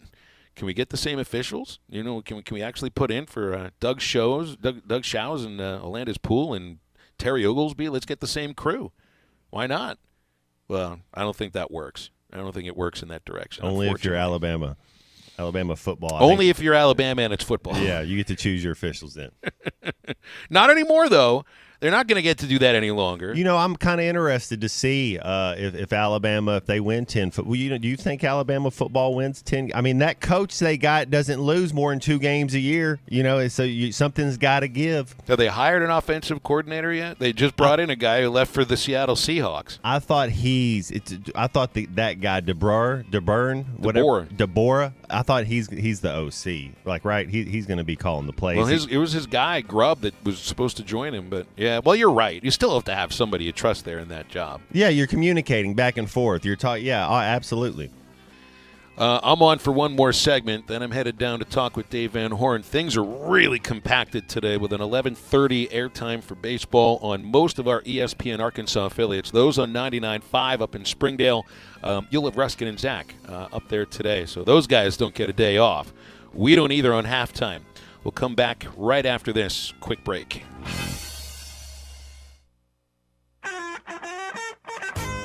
5 seconds to go. Madden, right side. Three-pointer on the way. No good. Qualls with the dunk at the buzzer. It goes and Arkansas wins. It goes and Arkansas wins. Qualls with a two-hand finish. Arkansas wins the ball game. Listen to every Razorback basketball game right here on ESPN 95.3 and hitthatline.com. 0.9% financing on a new 23 or 24 GMC Sierra at Harry Robinson Buick GMC.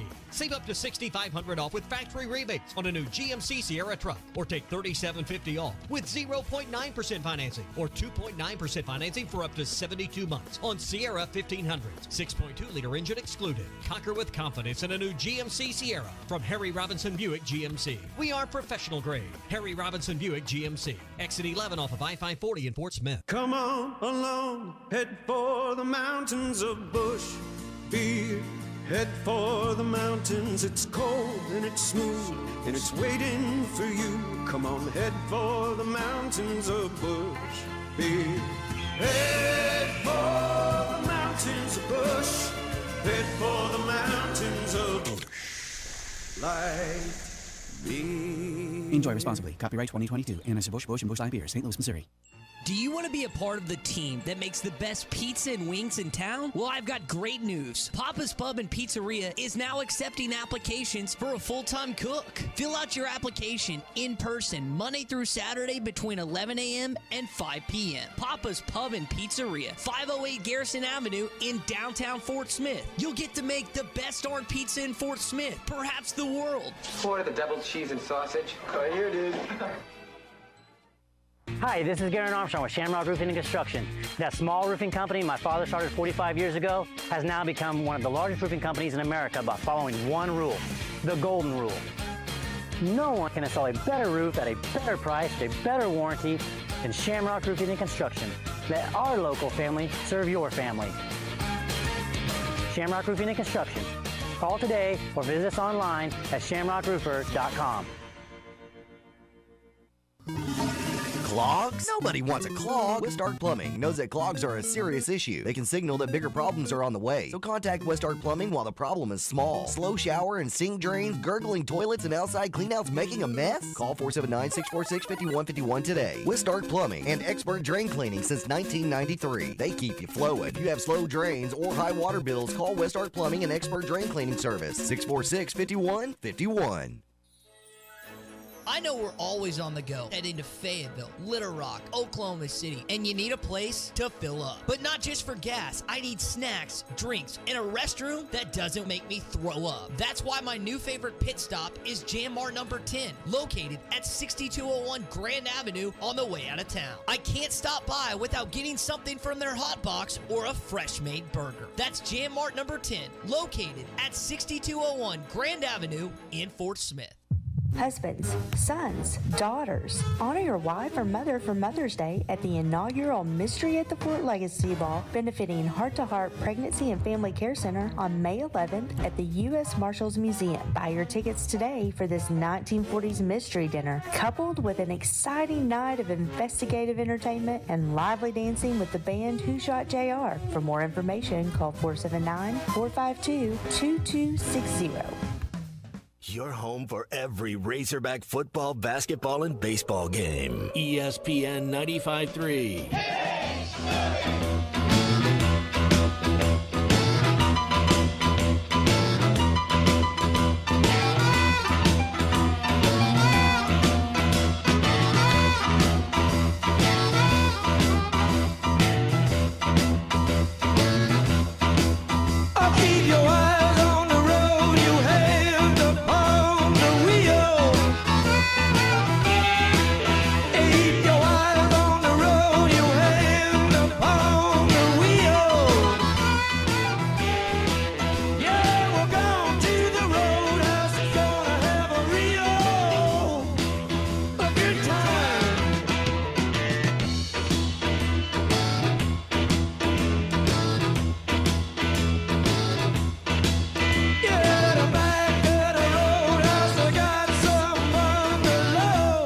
Welcome back into Halftime Live from the Crabtree RV Studios. Crabtree RV Center in Alma, where we make your dreams come true. I want to thank Crabtree RV Center in Alma, sponsoring Halftime all throughout your week. That's the dealership serving the River Valley in Northwest Arkansas for over 70 years. Junction of I-40 and I-49 right beside the Cracker Barrel in Alma. Crabtree RV Center, helping your family get the best experience. You'll get help choosing the right RV for your adventures. The service and parts department is on site, and everything you need in between at Crabtree RV. For over 70 years and 4 generations, you can go online at crabtreerv.com. I saw the lineup here for Arkansas baseball for today. Going to have a third different catcher starting for the weekend, and this is where you will not see this very often, if ever, throughout the remainder of the season. 3 left fielders, 3 different catchers starting a game. That's where Dave Van Horn is looking for somebody to show that this is my job. This is my spot in the lineup. I'm going to take it from the other 2 and show you that this is my job. Those are the 2 positions that are still up for grabs. And in left field, it's Jason Jones, Ross Lovich, and Will Edmondson. Behind the plate, it's Ryder Helfrich, Hudson White, and today you're going to have Parker Rowland getting the start behind the dish. Jones will be in left field today, and all things being equal, if Jones lives up to his billing and up to his talent level, he'll be the left fielder. But he's been in terms of professional baseball, a 5 o'clock hitter for right now. He's been a guy who looks great at BP and doesn't put it into practice during the game. Rowland, look, this is the guy that returns from last year's SEC champion and has to fight and scratch and claw to even get his name in the lineup, because White is a dude. That's a bat that has to be in the lineup, I think, every game. And Ryder Helfrich is going to be a star here and probably as he gets older. It's, you try to project a 19-year-old, but he looks like he's got everything you're looking for. But that's also why I look at 2 wins and a loss right now, and you say, well, it really isn't that big of a deal, because as you go throughout the season, there's not going to be a weekend where you usually have 3 different left fielders and 3 different starting catchers, And, oh, by the way, there shouldn't be another game this year, not one, where Hagen Smith throws just one inning. That to me, more than anything that happens right now, is the most disappointing thing that I've seen this weekend.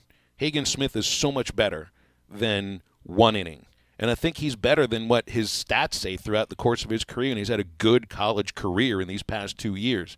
But his stuff is better than the numbers, and the stuff has not necessarily yet equaled the numbers that you, or the production that you should get from that kind of a talented arm, and the hard work that he puts in and the athleticism that he displays. You get one inning from your Friday starting pitcher, it's sometimes difficult to win a weekend series. Never mind the fact that it's a 4-game series. So anything else that happens today kind of, for me, pales in comparison to that disappointment. And I'm really excited to see what Hagen does Friday against Oregon State. And Seth says it was too cold. I get it was too cold, but it wasn't too cold for some of the other pitchers that day, right? It wasn't too cold for Will McIntyre or Gage Wood. And sure, Mac isn't a hard thrower. Gage Wood is. It was the same stuff for Hagen that we've seen before. For some reason, and I'm not a pitching coach, but on a right-hander, his fastball goes up and out, and that happened a lot. We can put a little bit of it on the cold, but it's also, we've seen this before, so it can't just only be on the cold. Outside of that, we had some basketball media writers, or basketball writers that cover Arkansas basketball and really not much else, that, I don't know, felt the need to, and look, I'm a smart ass. I'm sarcastic about things, but I really wish that we would get to a point, and I've done this. I've stopped posting on social media ad nauseum over the last year. I probably posted too much up until about last December. And then I've just stopped. I'll tweet some photos from the ballpark, and that's about it. I do not want to ever get to the place where I feel the need that every thought that I have has to be posted on some form of social media. You had a couple of writers that felt the need to, announce how bored they are watching February college baseball. Well, then don't watch. And what's the point of talking about that then? I'm going to guarantee you that there are some people out there that feel the exact same way about college basketball the first week of November when you're playing nobodies from the Atlantic Sun. There's people that feel the exact same way about that. Do they feel the need to tweet these things, or are we just looking for interactions? It's can we please stop the point where every single thought has to be posted on whatever form of social media? Because, look, some of these guys really do great work at what they do. We've had Jackson Collier. We've had him on the show before. He's a great basketball writer. He's an interesting guy. He's really intelligent. He's fun to talk to. What's the point of publicly, putting the game on your television and announcing to everybody how bored you are every time you watch this in February? Then don't watch it. Watch another college basketball game. Put the NBA All-Star game on. What's the point here? There is a lot of sport that's going on this time of year. You can find something that'll tickle your fancy. I'll tell you something, Phil. These players, they're not bored. They're excited. They're ready to be out there and playing. This is what you work for. It's I know in football you're ready to hit somebody else. In basketball, you're ready to scrimmage against somebody else. Baseball, the same thing.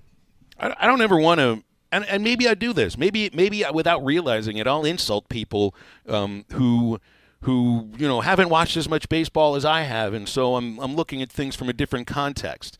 And I think some baseball fans do that to people, and I think all of us and the things that we are interested in, that we research, that we spend so much time in, we can be so impressed with ourselves that we feel the need to, almost look down upon somebody that feels differently about what it is that you love. I don't care whether you like baseball or not, but what's the point about tweeting about it, about, being bored about that? I'm not going to tweet about how bored I am with spring football. I might mention it on the show, but on this show, that's what this is about. It's our thoughts about these things. Do I care about early season college basketball in November? Yes, I do, because we talk about it here. Same with spring football.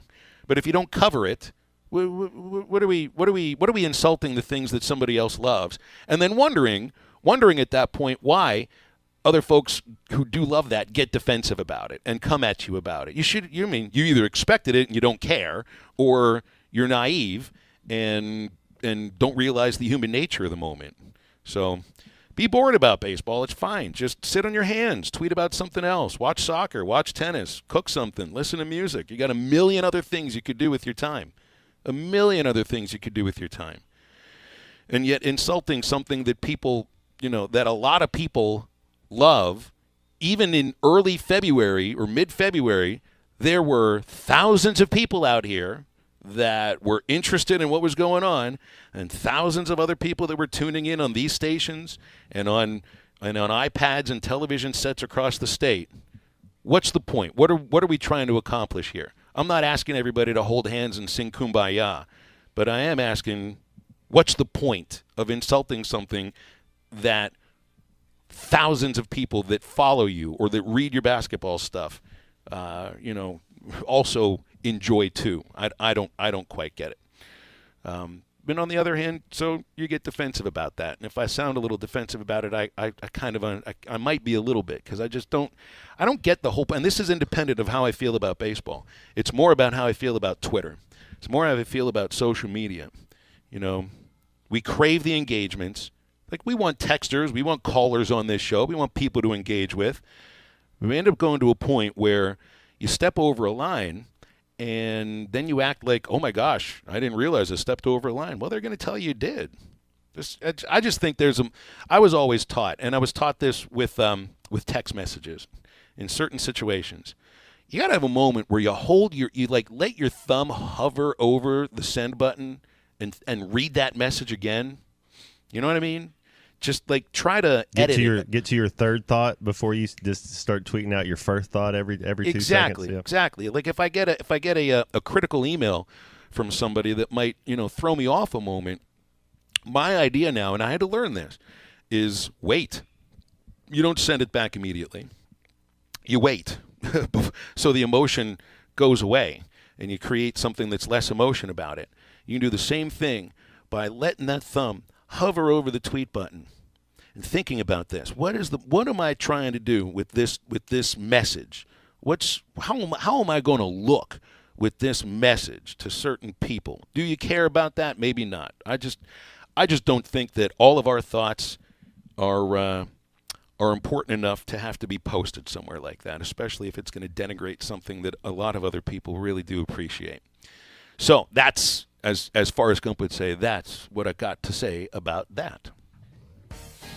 Let's go baseball. Let's go baseball. They are taking batting practice on the field. And I'm going to head down there in a moment, and I'm going to talk with Dave Van Horn and see what he thinks about this baseball team that is getting set to try to win a series against a school that's named after a president on President's Day. Woods has literally now made me really nervous about this game. I'm not superstitious. I don't believe in jinxes, but I don't know. Woods, you freaked me out here. Congratulations. They already got their one. They already got their. We gave them their one. That's right. Let's go back to Virginia feeling good about one win. That's it. Mike Irwin will join halftime in a moment. He and Matt take you for a little bit, and I'll be back with you guys tomorrow for a Tuesday halftime, which will actually start at 11 o'clock. All right. See you guys later.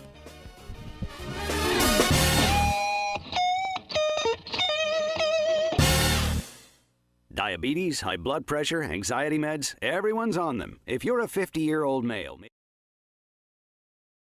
This video is powered by the pros at Pascal Air Plumbing and Electric.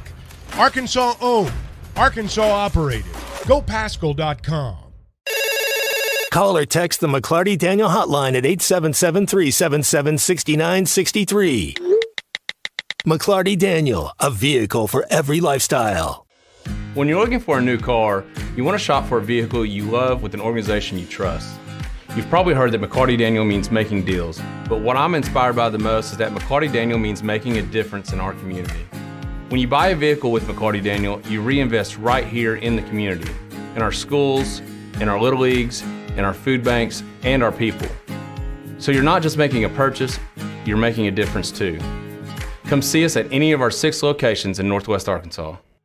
Tommy Kraft here. When it came time for new gates and some fence repairs at my home, the Fence Man was my first call. The Fence Man does it all, from large commercial jobs to small residential repairs. Wood privacy fence, vinyl fence, commercial or residential chain link, even custom wrought iron fencing. 479-782-3936. 18 months, same as cash financing with approved credit is now available. If it involves fencing, the Fence Man does it. The Fence Man. He ain't afraid of no work. 479-782-3936. A dandy white perch.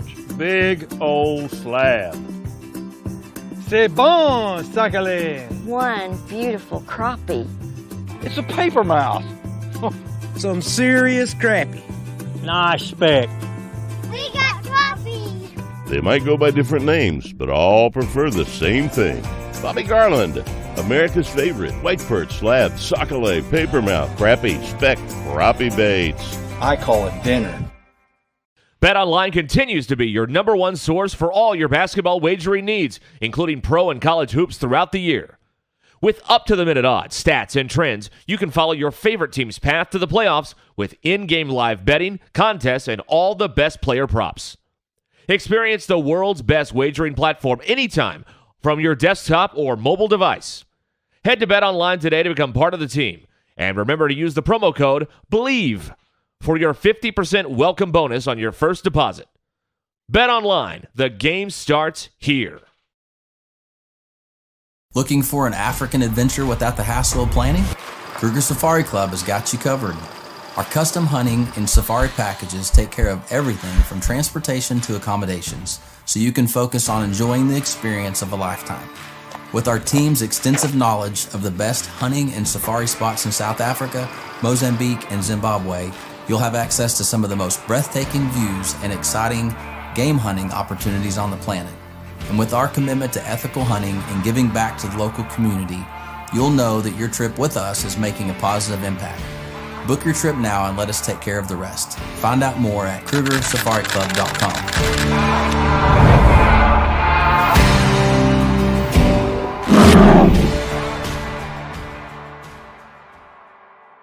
Are you looking for the best Razorbacks insight and analysis? Hell yes. How about listening to an Arkansas football legend? Matt Jones, all he does is make big plays. What's the voice of the Hogs have to say? Hey, what a great crowd last night. Don't forget about the Omahogs. The Hogs are going to Omaha. Matt Jones, Chuck Barrett, and Phil Elson, the best in the business on the Hit That Line Podcast Network. Go to hitthatline.com or search Hit That Line wherever you listen to podcasts. Don't forget to rate, review, subscribe, and share.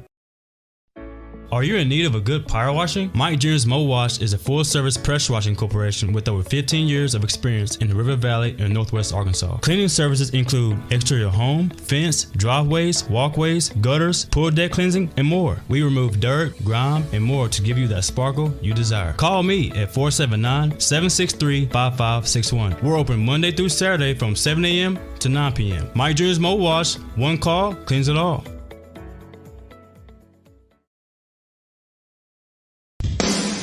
Madonna has gone from like a virgin to like a surgeon. You can try to nip and tuck from the curse of sin, but eventually death is going to win. God will do major surgery on this sin-filled world, and when he does, people will try and hide their faces from him. Even plastic Christians won't be exempt. Look up Isaiah chapter 2 and see how the spiritual world renders this an immaterial world. I'm Pastor Abe from Woodland.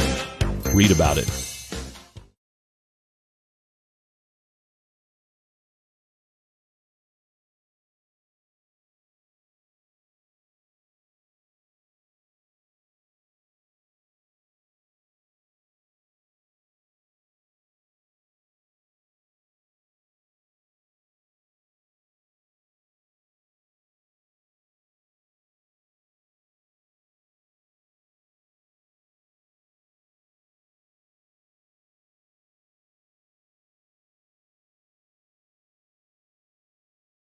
$769.63. Now back to halftime with Phil Elson and Matt Jones.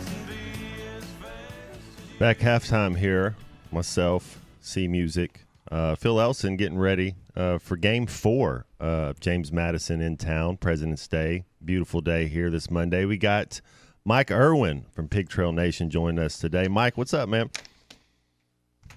Oh, I'm just hanging out, trying to deal with that basketball loss, with that baseball loss on Sunday. Man, that basketball game was tough. Anybody that says these guys have given up are wrong. You got two of your big men on the bench, and I thought they played their butts off. They just needed a little break here or there at the end, and they had the lead with, a little over a minute to go, and Mississippi State, who hadn't hit but I think 3 threes up to that point, 9 seconds into the shot clock, this guy Josh Hubbard just jumped up and threw one in, and that changed the entire basketball game. Yeah, Mike, I was able to watch that game as well, and you're right. He was 3 of 10, and he was able to make that shot, make a couple of them. And I'm with you. I thought the team fought hard. I liked our 4-guard one lineup, and I guess we kind of had to do that because that's who we got available. But I thought we matched up well with them. I thought Khalif Battle looks really good when he plays downhill. I like our that high pick and roll we had with Ellis and Mitchell, kind of running the offense through him. I mean, Mitchell's been playing just as good as any big man that I can remember in a while. Yeah, it's at least something to watch right now, because a lot of people keep saying, well, why do you keep watching these guys? Well, as long as there are games to be played, I think some fans will watch, and I think they do want to see some improvement. I mean, they got 6 games left. The best they probably can do is win the 3 home games. They are winnable, so they'd be 3-3. You go 6-12 in the SEC. You're not going to the tournament. You'd end the regular season at 15-16. If you won an SEC tournament game, you'd probably get into the NIT. That's probably the best they can do. But, it's all in what you look at. If you're somebody that is still mad because this team was knocking on the door of the top 10 preseason and they've fallen so far, then it's lost to you. But others still watch it. Me, I get paid to do this, so I keep doing it. Yeah, no, I'm a basketball freak. I like basketball. I liked what Mike. I liked a little bit what I saw out of Bay Fall. Big tall kid, got in a little bit on the defensive side, reacted, get slid over and blocked a shot, and then on the offense looked like he just looked like he hadn't played a lot. Just looked a little just pressing. All he's got to do is dribble there. I was kind of surprised Landon Blocker didn't play a little bit, seeing how bad we needed some athlete, somebody to get out there rebounding and be physical. How do you see that going against A&M? Do you think Graham comes back against A&M? I don't know. When he got hurt, I thought that looked like a serious injury. He reached out and grabbed a guy, and it looked like he pulled a muscle. And those things can be tricky, so I'm not sure whether he'll be back, but they certainly would need at least one of their other bigs. I'm starting to think Brazil's not coming back at all, so, it is what it is. Blocker, people keep complaining about it. The guy, I don't know. He's very aggressive, makes a lot of mistakes, doesn't shoot free throws very well, and sometimes misses layups, but I think people look at him and see, here's a guy from Arkansas that'll be back next year. You got to let him get better this time of year. Same thing with Bay Fall. I mean, I'm surprised. I don't think he's so bad that you can't put him in the game. And he is tall, and he's got long arms, and he can block shots, and I think he can score if you leave him in there. So I don't know why either one of them aren't playing more, but I'm not the head coach. Yeah, I'm with you. Get a little comfortable. Keep playing. No question about it. This baseball team going forward. Have you got your eyes on any of these baseball games so far? Yeah, I've seen them all. I thought I'm really impressed with James Madison's head coach. He's got 2 pitchers, both relievers. One's a true freshman, and the other got drafted at the end of last year. And is pretty good. And I think he kept them in reserve and was looking for a game in which maybe it would be close 3 or 4 innings in, and he got that. Arkansas wasted a lot of opportunities early yesterday. They had a couple of base-running blunders.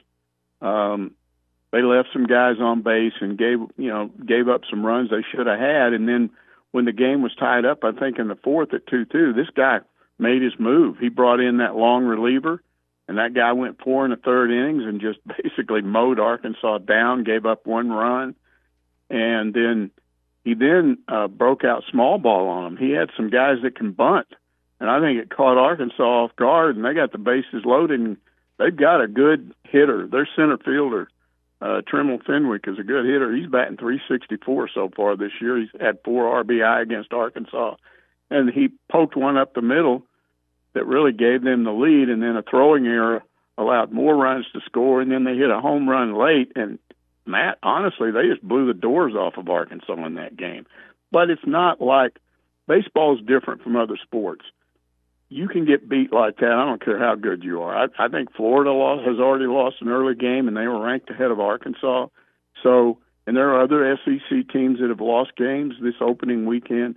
Baseball's a little different. I mean, a game like that, you just bury it and go on to the next day. Is there, Mike, is there one guy that Phil was talking about, the freshman that's getting the start today, but is there another newcomer that's been pleasantly surprising that you've enjoyed that's kind of, outshined themselves so far in these first 3 games? I don't know that it's a newcomer. Gage Wood is a guy last year that kind of got put into a closer role, and Matt Hobbs, in an interview with Clay Henry last week, had admitted that he apologized to Gage Wood when the season was over, because this kid was a true freshman, and he stuck him in some really tough situations on the road. And Gage Wood, if you watched him last year, he's one of these Arkansas kids. It just kills him when he gets pulled out of a game, when he screws up. And I was worried he might not ever recover. Well, he came in that Friday game, the season opener, and it was a 6-4 ball game, and they had a runner on. I think it was the 8th inning, and he's got Fenwick up at the plate, and I'm thinking, this game's about to be tied, and he struck the guy out. That's one of the biggest strikeouts of this whole 3 games so far. So I was impressed with Gage Wood. I see where Aloy looks like he's trying a little too hard. He did get a 2-run base hit, which ruled James Madison on Saturday.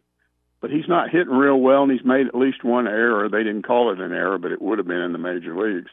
So he's off to a little bit of a rough start, considering all the hype that, has been pushed his way. But Arkansas's got hitters. I think they can hit for power, hit for average, but they go up against a good pitcher. That's what you're looking at. Can you hit really good pitching? Because you're going to see that in the SEC. Phil brought up a little bit about how cold the weather is, and both teams have to play in the elements together. It's not like somebody's playing out here and then somebody gets to go play in 70 degrees. Has the cold weather affected Arkansas more, you think, than James Madison? I don't know, but I do know it affects some players more than others, because I've talked to them over the years, and they'll admit it. I just can't pitch in cold weather. I remember one time, years ago, Barry Lunny Jr., who obviously was a quarterback, and his first year he didn't do much, but he was a baseball player, so he came out that second spring, and it was one of those early games in which I was there. I mean, it was around freezing.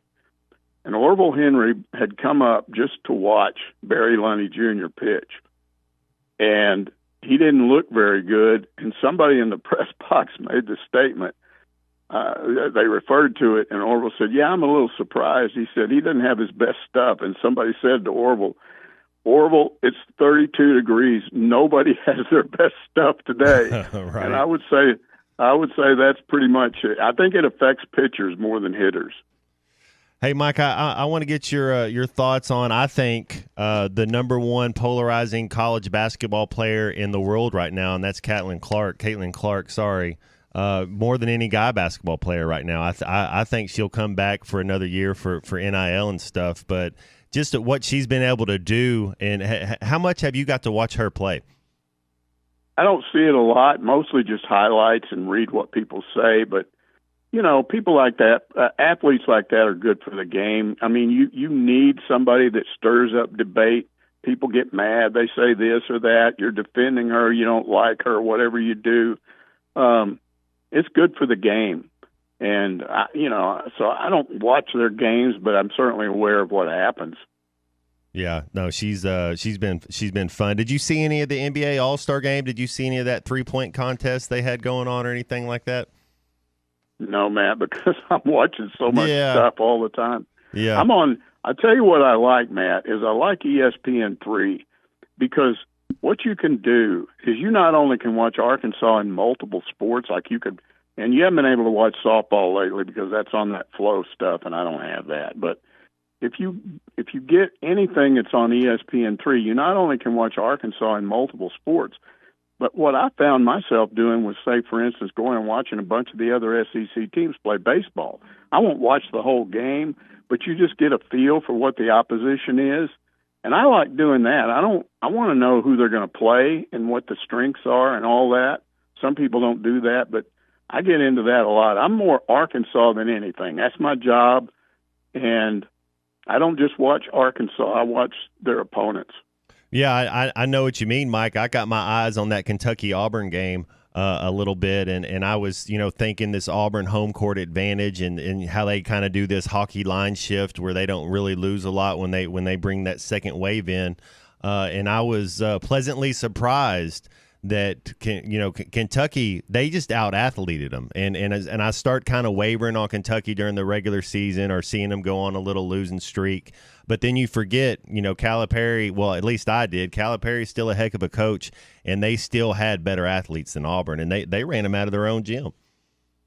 This has been the most unpredictable SEC basketball race I have ever seen. I mean, you just can't figure out what's going on. You start trying to get a feel for, Tennessee's really good. Okay, they're the best in the league. Then they lose 2 straight. Then it's somebody else's turn. Mm-hmm. Auburn looks good, and then all of a sudden Auburn doesn't look good. And there are so many teams that can jump up and beat even the best team in the league under the right circumstances. And I'm not sure what it is. I think maybe it's just the overall strength from about 4, 5, 6, 7, 8, 9 right in there. I think there are some teams at the bottom that generally aren't going to beat you, but there are a bunch of those teams in the middle that can beat anybody. And so it's fun for me I don't like predictability.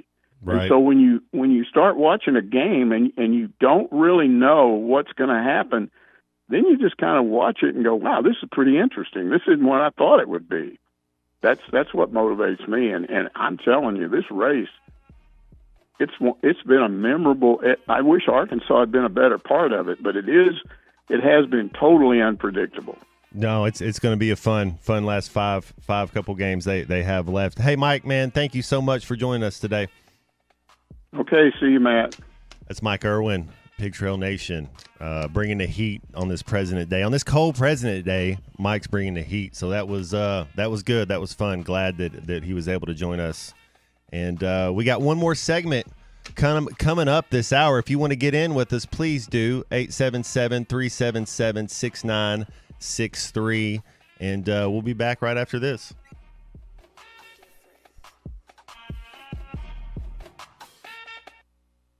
Hog fans, you can call the Hogs in Paris. Cheer on the historic Razorback track and field program as they chase their 50th national title with season tickets for just $40, with each season ticket purchased for regular season meets in Fayetteville. You'll be entered to win a round-trip flight for 2 to Paris, France to watch the Razorbacks compete on the world's biggest stage this summer. Join the chase today and call the Hogs in Paris by securing your ticket at ArkansasRazorbacks.com. This is Bruce Stanton, Vice President and General Manager of Pradco Fishing in Fort Smith. If you're going to do some cold water bass fishing, you need to be using a Umbrella Flash Mob Jr. It's the best lure for duplicating a small school of shad and can be worked from the top of the water column to the bottom. Whether you're trying to win a bass tournament or whoop up on a bunch of white bass and stripers, the Umbrella Flash Mob Jr. will catch them. Available at Walmart, Bass Pro Shops Academy, LureNet.com, and tackle stores all over the place, the Umbrella Flash Mob Jr. This year, upgrade your home to safe, convenient, and energy-efficient natural gas from Arkansas-Oklahoma Gas. Skip the prepayments and delivery issues, and enjoy the peace of mind knowing that your natural gas is always there when you need it. And we can help make converting your home easy and affordable too. For heating, hot water, cooking, and more, it's time to upgrade to safe, reliable, and energy-efficient natural gas. Visit AOGC.com to learn more. AOG, Energy for Life.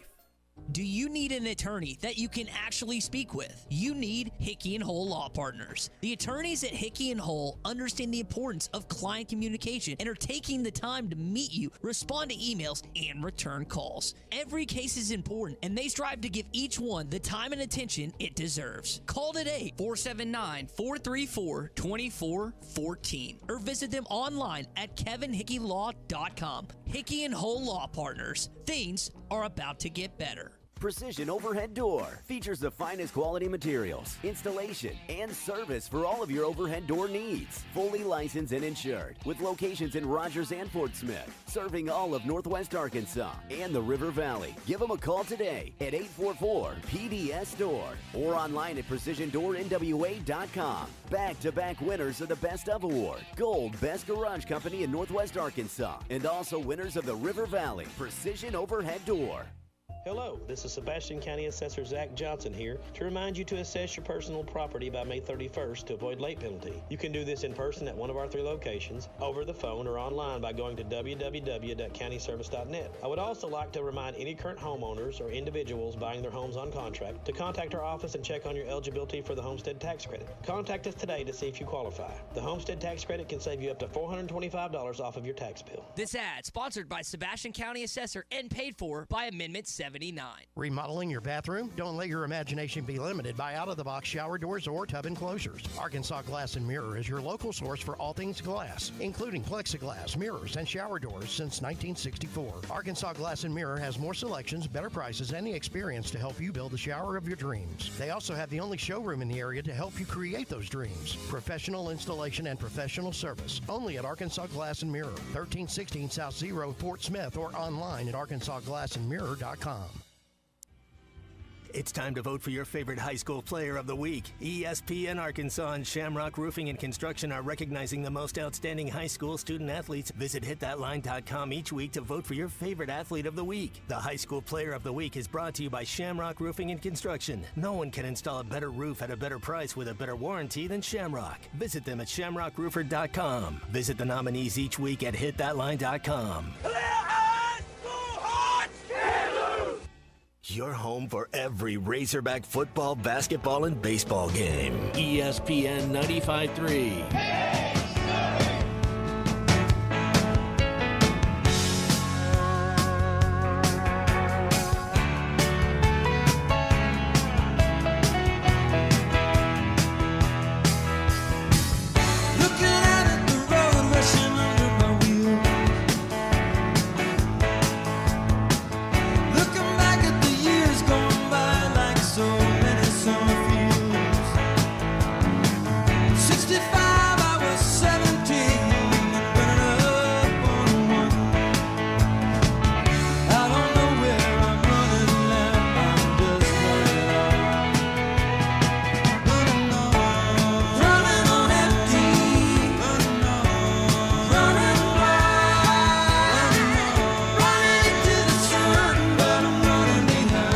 Welcome back to Halftime with Phil Elson and Matt Jones. Got a question or comment for the guys? Call or text on the McClarty Daniel hotline, 877-377-6963. Let's get back to the show with the voice of Arkansas Razorback baseball, Phil Elson, and Razorback football legend Matt Jones. Let's go baseball. Back halftime, myself, C-Music with us. Phil Elson, the voice of the Razorback baseball, is getting sound with Dave Van Horn, and they're getting ready for first pitch. Hey, C Baseball, what is first pitch at noon today? Yes, a noon first pitch, and they can't go past 3 p.m. because I guess James Madison, as Phil was saying earlier, they have to be on a plane to go to their next. Part of the student and the student athlete, right? They got to make sure they get to class. What happens if the game? I wonder if the game goes long, or it's That's it. When that inning's whoever's over. Whoever's up just wins the game, I guess. It would be interesting if it was tied, huh? If at 3 o'clock, yeah. Yeah, that's what I was thinking about. What would happen? What have you noticed? You've gotten your eyes on any of these baseball games? I haven't watched a single pitch, so I defer to you. What have you seen out of these first 3 games? Something that you like and something that you kind of think we need to work on? Kind of what I expected at this point. I expected there to be a game in this first series where it was close, and either Arkansas would have to come back and win, or they might fall short. And usually it's because of runners left on base, and that was the story yesterday. James Madison just got timely hits, and Arkansas didn't. That first game was close, 6-4. Arkansas was able to battle back and win. Second game was a blowout. If you're able to get a win today, I'll take 3 of 4. The pitching looks pretty good for the most part. It looks stout, and the hitting I think will get better with time. There's some guys on that lineup with some pop, guys hitting home runs, and some guys that are kind of slumping, but that's to be expected. The fielding, I'm sure, can be cleaned up a little bit, but it's a typical DVH team. They don't come out of the gate usually very, very fast, but they kind of figure it out as time goes. And today's a pretty big game. I think as Phil was saying, you don't want to split with James Madison. You want to win 3 of 4. And I saw where I think Arkansas actually moved up a spot to number 2 even after a loss yesterday, which I found that interesting. They're number 2 in the country now. So, yeah, you want to go 3 or 4, no question about it. And one of the things that talking about watching out of conference play with this transfer portal, the question I have is there any guy? Mike Irwin gave us their center fielder in Fenwick Trimble. Is there anybody that you look at? Because that's what I would be doing. If kids come in and they're from a lower classification or they're not in the SEC, I'm looking to see how they play, how they react. Hey, man, this guy can be an Arkansas Razorback next year. Does Fenwick have any eligibility left, or have you seen any other kids on the James Madison team that you're like, man, he could be a Hog next year? Yeah, Trimble is one that Arkansas, I'm sure if he's available next year in the portal, that obviously Arkansas will be one of the teams that make a push for him. But I kind of want to just focus on this season. He's not a Razorback. I wish he was this year, but he's not. Now, I tell you, one guy that kind of stands out to me is, he's not necessarily a power hitter, but he puts the ball in play. He finds the hole, and he's a great fielder. And that's that Wilmsmeyer kid that made that spectacular home run robbing catch. Oh, our center fielder, yeah. Yeah, I mean, that was awesome to see, because, I mean, you got a guy out in center field that can make plays like that. That's big. And then Hiva Aloy, I know his bat hasn't really got off to a great start, but seems like he's a pretty good fielder. And there's some good guys on this team that, I'd like to see do a little bit more, but like I said, we're only 3 games in. It's a process. It is a process. It looked like that game that we lost. No, we won. The game we won 15-5. Every starter got a hit. So that's something to build on right there. That's pretty cool. Well, what's pretty cool is 30 more minutes at halftime, and then it's you'll get Phil Elson, and they'll be ready for first pitch at noon. So stick around. Call us, get in with us, 877-377-6963 on the McClarty Daniel hotline. The Hangout, Fort Smith's newest fitness center. Over 8,000 square feet of 24-hour fitness. Indoor pickleball, tennis, and racquetball. Looking for help with your fitness needs? The Hangout has group and individual fitness training, with more options coming soon. The Hangout, 5400 Gary Street, or thehangoutfs.com. Pickleball leagues forming now. Be a part of something different, something better that Fort Smith has needed. Fitness, sports, and more. Let's hang out. Greatness doesn't happen overnight. It takes time, focus, and dedication. At Shelter Insurance, we understand that, because we put in the hard work and dedication for decades. And that commitment is paid off with award-winning customer service for your auto, home, and life insurance. Call Randy Milam in Alma or Brandon Zimmerman in Barley. Hey, I'm Hagen Smith, As an Arkansas pitcher, I know the importance of precision, skill, and keeping cool under pressure. That's why for your home, choosing the right team for heating and air is just as important. You want professionals who bring their best game. When it comes to staying comfortable, I rely on Pascal Air, Plumbing, and Electric. They'll send pros to take care of your home too. So sign up now for Pascal's Planned Protection membership before the summer heat for only $8.99 a month. Never pay for a tune-up again when they're included in your membership. Professional people, professional service. Pascal Air, Plumbing, and Electric. Get ready. This week, Staples has deals so good, you're going to want to sit down. Are you sitting? I'll wait. Great.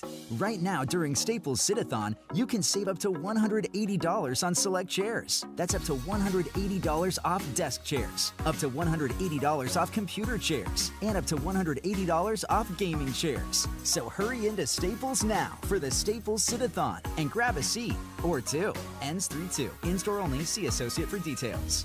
Hi folks, Larry Rath here for Rath Auto Resources and the Meineke Car Care Center. We know that now more than ever, you want to maximize your tax refund, and we're here to help with Road Ready certified pre-owned vehicles. They are simply the best used cars you can buy. Plus, our experience and relationships with the banks and lenders helps us get the payment you need while keeping more of your money in your pocket. Maximizing your money, another reason all the happiest drivers are rolling with Rath. Rath Auto Resources and the Meineke Car Care Center, just north of Phoenix on Towson, Fort Smith. ESPN Arkansas weather. A nice little warm-up expected over the next couple of days. Lots of sunshine today, a high this afternoon in the mid to upper 50s. Expecting clear skies tonight, mid-30s. Sunny skies on Tuesday, upper 70s, and will be in the low to mid-70s on Wednesday. I'm Sally Russell with your forecast on ESPN Arkansas. The weather is brought to you by Shamrock Liquor Warehouse, 5609 Midland Boulevard, your leader in fine wines, beers, and spirits. Here we go. From the Bushlight Studios, this is ESPN 95.3. Well, this town is a pigskin paradise. KERX, Paris, Fort Smith.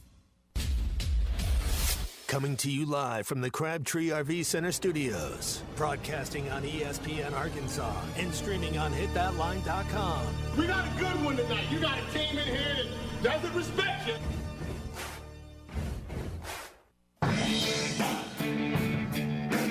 Ask me if I'm all right. Joaquin said dominate, and we not doing it. We're going to go get one and celebrate on somebody else's field. Matt Jones may take it to the house and the dunk. Both said you had very motivational words at halftime. It's halftime with Phil Olsen and Matt Jones. From the bottom of my toes to the top of my head. I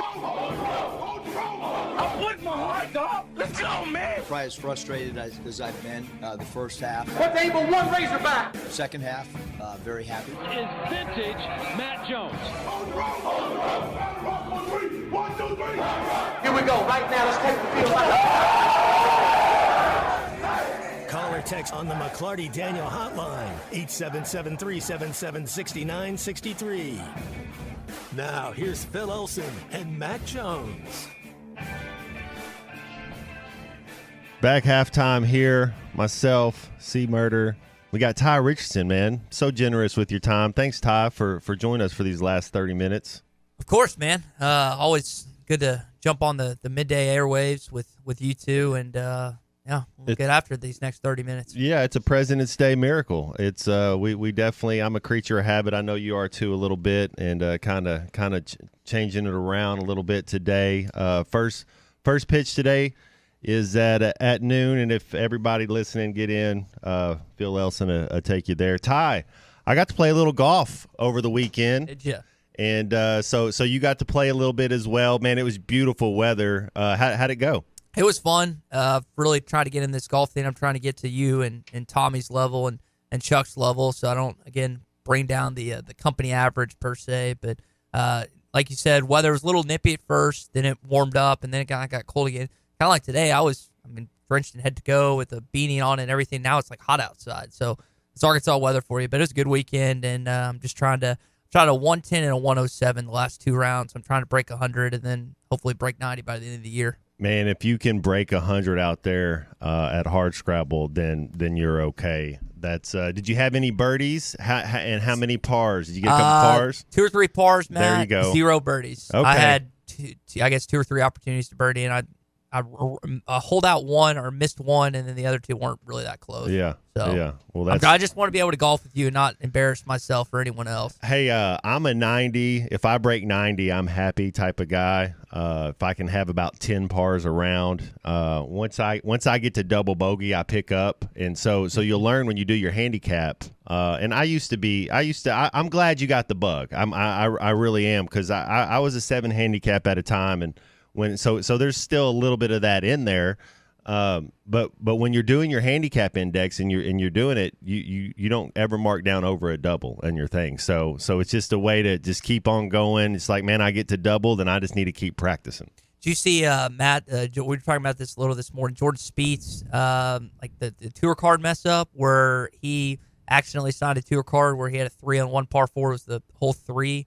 Or hole 4, excuse me, and he actually got a 4, but I guess there was a mishap. Yeah. And he left the 10 and ended up getting disqualified. I know that we all have a friend that writes down maybe a 6 or a 7 when in reality they got a 9 or a 10. But I just thought that was funny that, again, he didn't. I don't think he intentionally did it, but I know that we have a lot of friends that do that probably. It's like your boy John Favreau and your guy from Office Space and Swingers when they're at the par 3 and they're counting up. He's like, "What'd you get? What 1, 2, 3? I'll give you an 8. All right, I'll give you an 8." Exactly. That's a gimme when you're both like 10 feet from the hole and you look at each other. It's like, gimme. Yeah, good. Good.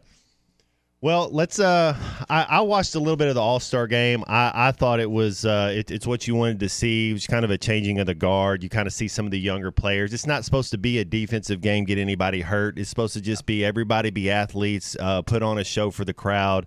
I'd love to see. Now, the 3-point contest is my favorite. It's my favorite event. They've kind of added a couple different things. Men versus women, and then like that element. Yeah, and then they got a 3-point ball because you just have the one money ball, then the money rack. You put it where you want, and then so they're which is cool. It's cool. Then they had the girl come in against Steph, and I think she made her first 8, and you were like, she's gonna run the table. That was the part that most everybody I saw enjoyed was the 3-point contest with her and Steph. She would have tied. So the guys they go through, and the magic number was 26. Top 4 make it, but there was like 5 guys on 26, so you had to do a shoot off for it, and then you continued on. I forget her name, but she got 26. Oh, wow. Which I thought was pretty neat. But Sabrina's her name. But Steph Curry comes out there for one round and did better than every single person did on their entire time through. He had 29. Not one time did anybody get 29. I think the unique thing about Steph Curry is he changed the game of basketball, because there are, again, think about your son or your daughter, and even the best women's basketball player today emulates Steph Curry and Caitlin Clark. So what he did, and you can argue it's for the worse because there's less people getting the rack, less people working on their mid-range game. They're just jacking threes. But sometimes professional athletes like Wilt Chamberlain or Steph in this case, because of their either athleticism or their just prowess, they change the game. We're seeing that right in front of our eyes the last 10, 15 years with him. That's such a valid point, Ty. That's a really good point. And Wilt Chamberlain, just an athlete and a taller athlete. The thing why I think Steph Curry's might be the best, dude, he's not any taller than Ernie from TNT, the guy that's out there. Him and Sabrina are looking each other in the eye. I mean, he might be 2 inches taller than Sabrina. I mean, he's with LeBron. He was bigger, faster, stronger. With Wilt, with Shaq, with certain players, they're just bigger, faster. Dude, Steph's 6'2", 6'1" on a good day. He's bitty. Mm-hmm. I was going to ask you, because again, you're probably the person I respect the most in terms of basketball opinions, old and young. You kind of have a good vantage point for both. LeBron James was asked about that retirement tour possibility. Think about like Dr. J, Julius Erving back in the day, the rocking chair, Larry Bird, Magic to a certain extent. What do you think LeBron, because he's in year 20, I mean, you mentioned, that's insane that he's been to basically 20 All-Stars, which is, I think, a record. But what do you think he should do with his career? Should he have one of those tours, this is my last year, or should he just after this season, if he elects to do so, you know what, I'm going to retire? Well, yeah, it'd be interesting if he could be a player coach. He's kind of a coach out there on the floor. You will see him a lot of times. His anticipation is knowing the flow of the offense, and he'll know it before for the team he's guarding his player, and he gets steals like that. The thing that seems to be heavy on LeBron's heart, I got to see a little bit of some of his interviews for the All-Star game, and the thing that's top of mind is he wants to play with his son, kind of like a Ken Griffey Jr. senior type deal. Yeah. I think it would be the first ever. When I think of retirement, yeah, with Cal Ripken had his. I think Moniar Rivera for the Yankees had. They were giving him Derek Jeter. They're giving him a rocking chair. or something like that. Yeah, Big Papi had his. I don't know. I think that's just up to if LeBron. What else does he need? He's already. You can't tell the game of basketball. I mean, he's a guy I think that is overachieved. You look at talk about being the chosen one and being 17 years old on the cover of Sports Illustrated. All he's done is get better and do better and do. You don't hear a lot of bad things about LeBron. I mean, he's doing things the right way, and just his longevity and his health and how he's changed his game. He came in. He couldn't really shoot. I mean, he didn't have much. He's had to work at his shot, and now he's shooting the best he's ever shot. Well, I think when it comes to him, again, in my opinion, and I'm probably in the different crowd for my age group, and I don't think he's ever going to eclipse Michael Jordan for whatever he does in his career. There's certain ways to look at basketball, but what I think is so significant about him, and Michael's talked about his late father and the impact he had on his life, but for LeBron to do all of this without really a father figure in his life and have those accolades and the preseason and everything that you just spoke to, for him to achieve all that has always been really impressive to me. But I just think with this All-Star weekend, which I thought Chuck make a really good point. I didn't really thought of it, but the marketing aspect, and you mentioned all the kind of the bells and whistles earlier with the 3-point contest and also the Celebrity All-Star game and whatnot. It's geared towards a younger crowd that's even younger than us. 18 and under. Yeah, we're not even, I wouldn't consider either us old, but it's geared 10, 20, 15 years younger than us to a certain degree.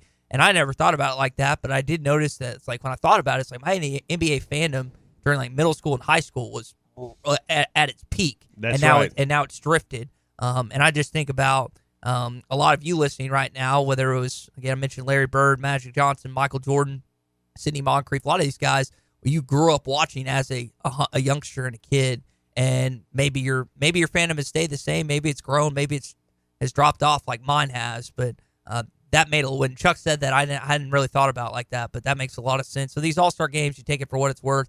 I think the MLB one, even though it's not a baseball guy, Matt, I think that's the best one of the weekend. I will say the 3-point contests and the home run derby are pretty close. I would still probably put the derby above the 3-point contest, but your prediction was spot on. Damian Lillard, back-to-back champ. I heard you call it last week, and you nail it, man. Yeah, I missed on that Kentucky-Auburn game, but I did have the Dame Lillard.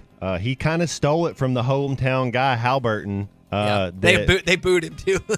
But you knew Dame was going to go for it. But that was a show. That's what you want to see, man. That was fun. That little clip Halliburton had of about 5 minutes doing that, to me, that was like made you smile, especially if you're an 8th grader.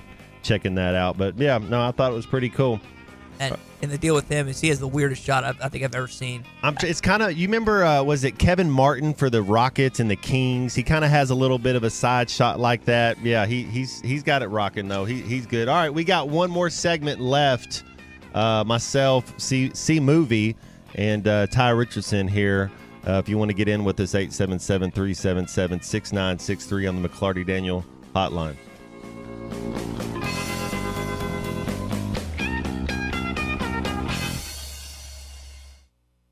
Are you looking for the best Razorbacks insight and analysis? Hell yes. How about listening to an Arkansas football legend? Matt Jones, all he does is make big plays.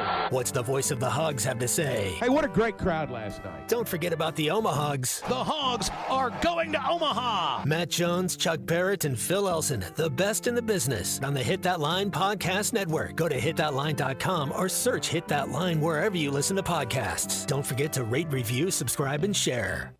Patriot Transport wants to thank their drivers for their hard work and dedication. The local and over-the-road drivers are essential to the Patriot Transport mission. Day in and day out, Patriot Transport drivers are on the road striving for safety and success. To the behind-the-scenes dispatch and office employees, Patriot Transport thanks them as well for the hard work they put in day and night.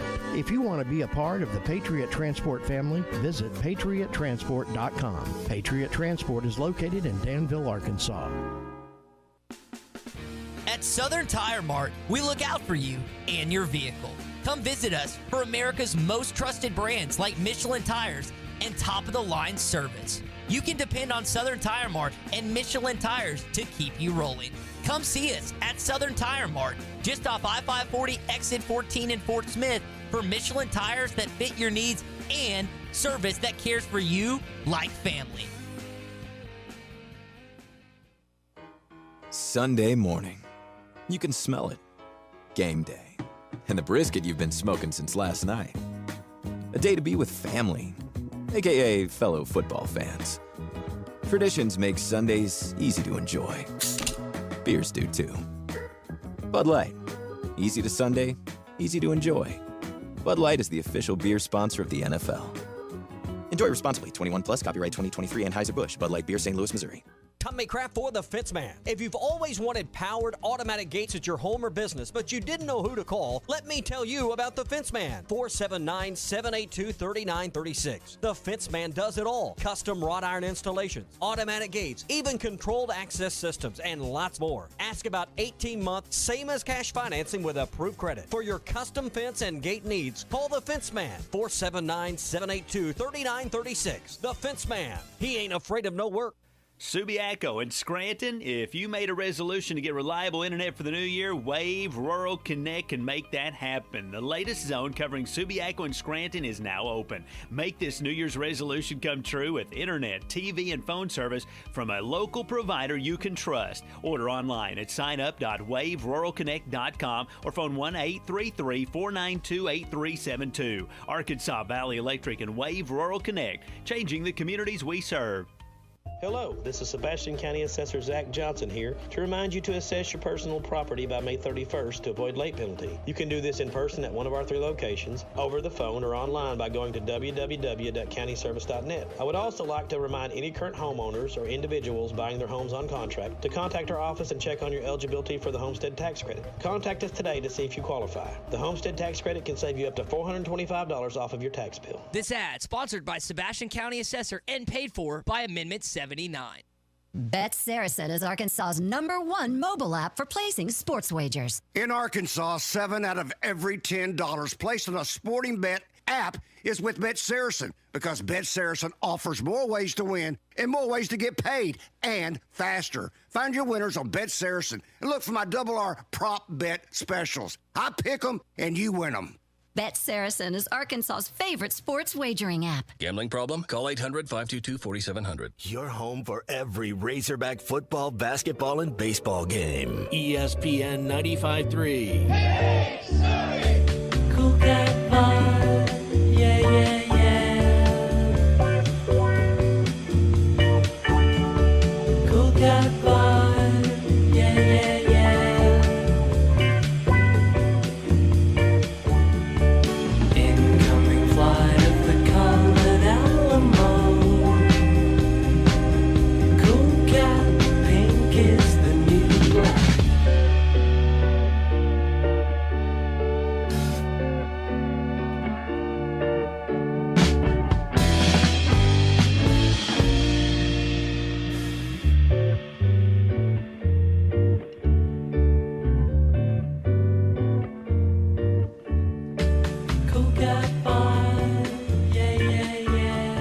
Welcome back to Halftime with Phil Elson and Matt Jones. Got a question or comment for the guys? Call or text on the McClarty Daniel hotline, 877-377-6963. Let's get back to the show with the voice of Arkansas Razorback baseball, Phil Elson, and Razorback football legend Matt Jones. Yes, sir. Happy President's Day to everybody out there, all the history buffs. Myself, C Music, Ty Richardson with us for one more segment on this abbreviated halftime. First pitch at noon. We got a first-time starter up there on the bump today, which is pretty cool. I love to see players on their first start. I know the cold probably has a little bit of something to do with some of the baseball. The elements will be a little different, so I think that we'll continue to get better. But how excited are you to see guys when they come in as freshmen whether it be football, whether it be basketball, whatever position they are. But especially like I put a pitcher being like a point guard. I put it kind of being like a quarterback. You kind of have extra eyes for it. But how excited are you for the freshman to get his first start today? So it's always fun to see that aspect, and I remember how electrifying you were in your first pass as a freshman, and I'm sure plenty of people have told you that over the years. But last year, the freshman was really Gage Wood. That's where the people got really excited. 2 years ago, it was a combination of Hagen Smith and Tigert. Hagen, huge part of why they were able to win in Chapel Hill and Stillwater and then take it to Omaha. And Brady also had some really good games that season as well. So you see guys not just progress throughout their careers and little shorter, because a lot of times juniors will move on to the next level in baseball. But I mean, if you can play, whether it's football, basketball, and baseball, if you can play as a true freshman, transitioning from it's unbelievable. I think about that. It was Downs. I think the safety from Alabama. I might be. You know what I'm talking about? Yeah, I know who like you're talking. the kid that led the team in tackles. Yeah, I think he transferred to Ohio State, if I remember that right. But it's like you're playing the position group that Nick Saban has coached for 40, 50 years, and you're starting as a true freshman. That just doesn't happen. So I think it's cool, and Big C, it's Fisher. It's Colin Fisher, right? That's who was on the bump today? Yes. Okay, so yeah, anytime you have a freshman start, especially if it's an Arkansas kid like Gage Wood last year who closed a lot of games, it's really encouraging to see, Matt. Hey, Christian, is there any changes to the starting lineup? Is it going to – I know Phil said that we're starting a third catcher, which just shows the luxuries we have, just the talent we have to be able to start. Parker Rowland is getting the start today. Start three. So Parker Rowland's the catcher that's starting today? Yes. So they've gone – think about the catcher situation. Hudson White got the first start. He whacked one to left. I think Ryder Helfrich also whacked one to left the next game. And Rowland's not as much of an offensive threat. Apparently he's hit the better – in fall ball and in the spring is I think what Phil said, but defensively he's one of the best catchers in the SEC. So that's something that I wouldn't think that they're going to rotate through. Phil would probably have a better idea about that, but these guys have some. We always talk about like reps and different position, Matt, for football and basketball to a certain extent, but that catcher position is going to be highly bad because Rowland's kind of the vet of that group, but White's played. He was I think he was an all Big 12 honorable mention last year. And then Helfrich's this phenom freshman that people are really excited about. My guess is it's like a rest thing. Since it's a 4-game series, maybe could be something to do with that. Obviously, it helps to get Rowland in to keep him fresh. You never know if you'll need him. But, yeah, I mean, we could see a battle there. It just depends on I would think how they do in these first few series. Yeah, you want him to get some game action. That's 100% correct, C Unit. If get some game action for then that way when something happens, because it is a war of attrition. You see injuries pop up, and when something happens, it's not their first moment in the bright lights, and you kind of getting the anxiety out of there now. So that's big time.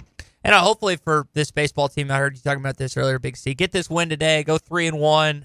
Don't go 2-2. I mean, it's not the end of the world if you lose later on in about 45 minutes or so. But you get this win. You won 3 of 4 games. You move on to an important weekend ahead in Globe Life in Dallas, Texas, where you're going to have the majority of fans. It's not going to be great weather. And again, inside, so you don't have to worry about that, which is nice.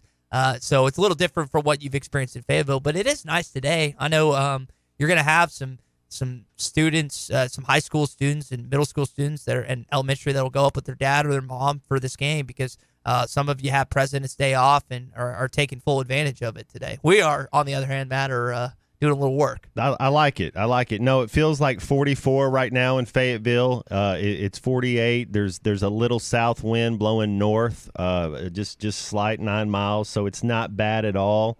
And it says nothing but sunshine. It's going to be up to 56 degrees by 2 o'clock.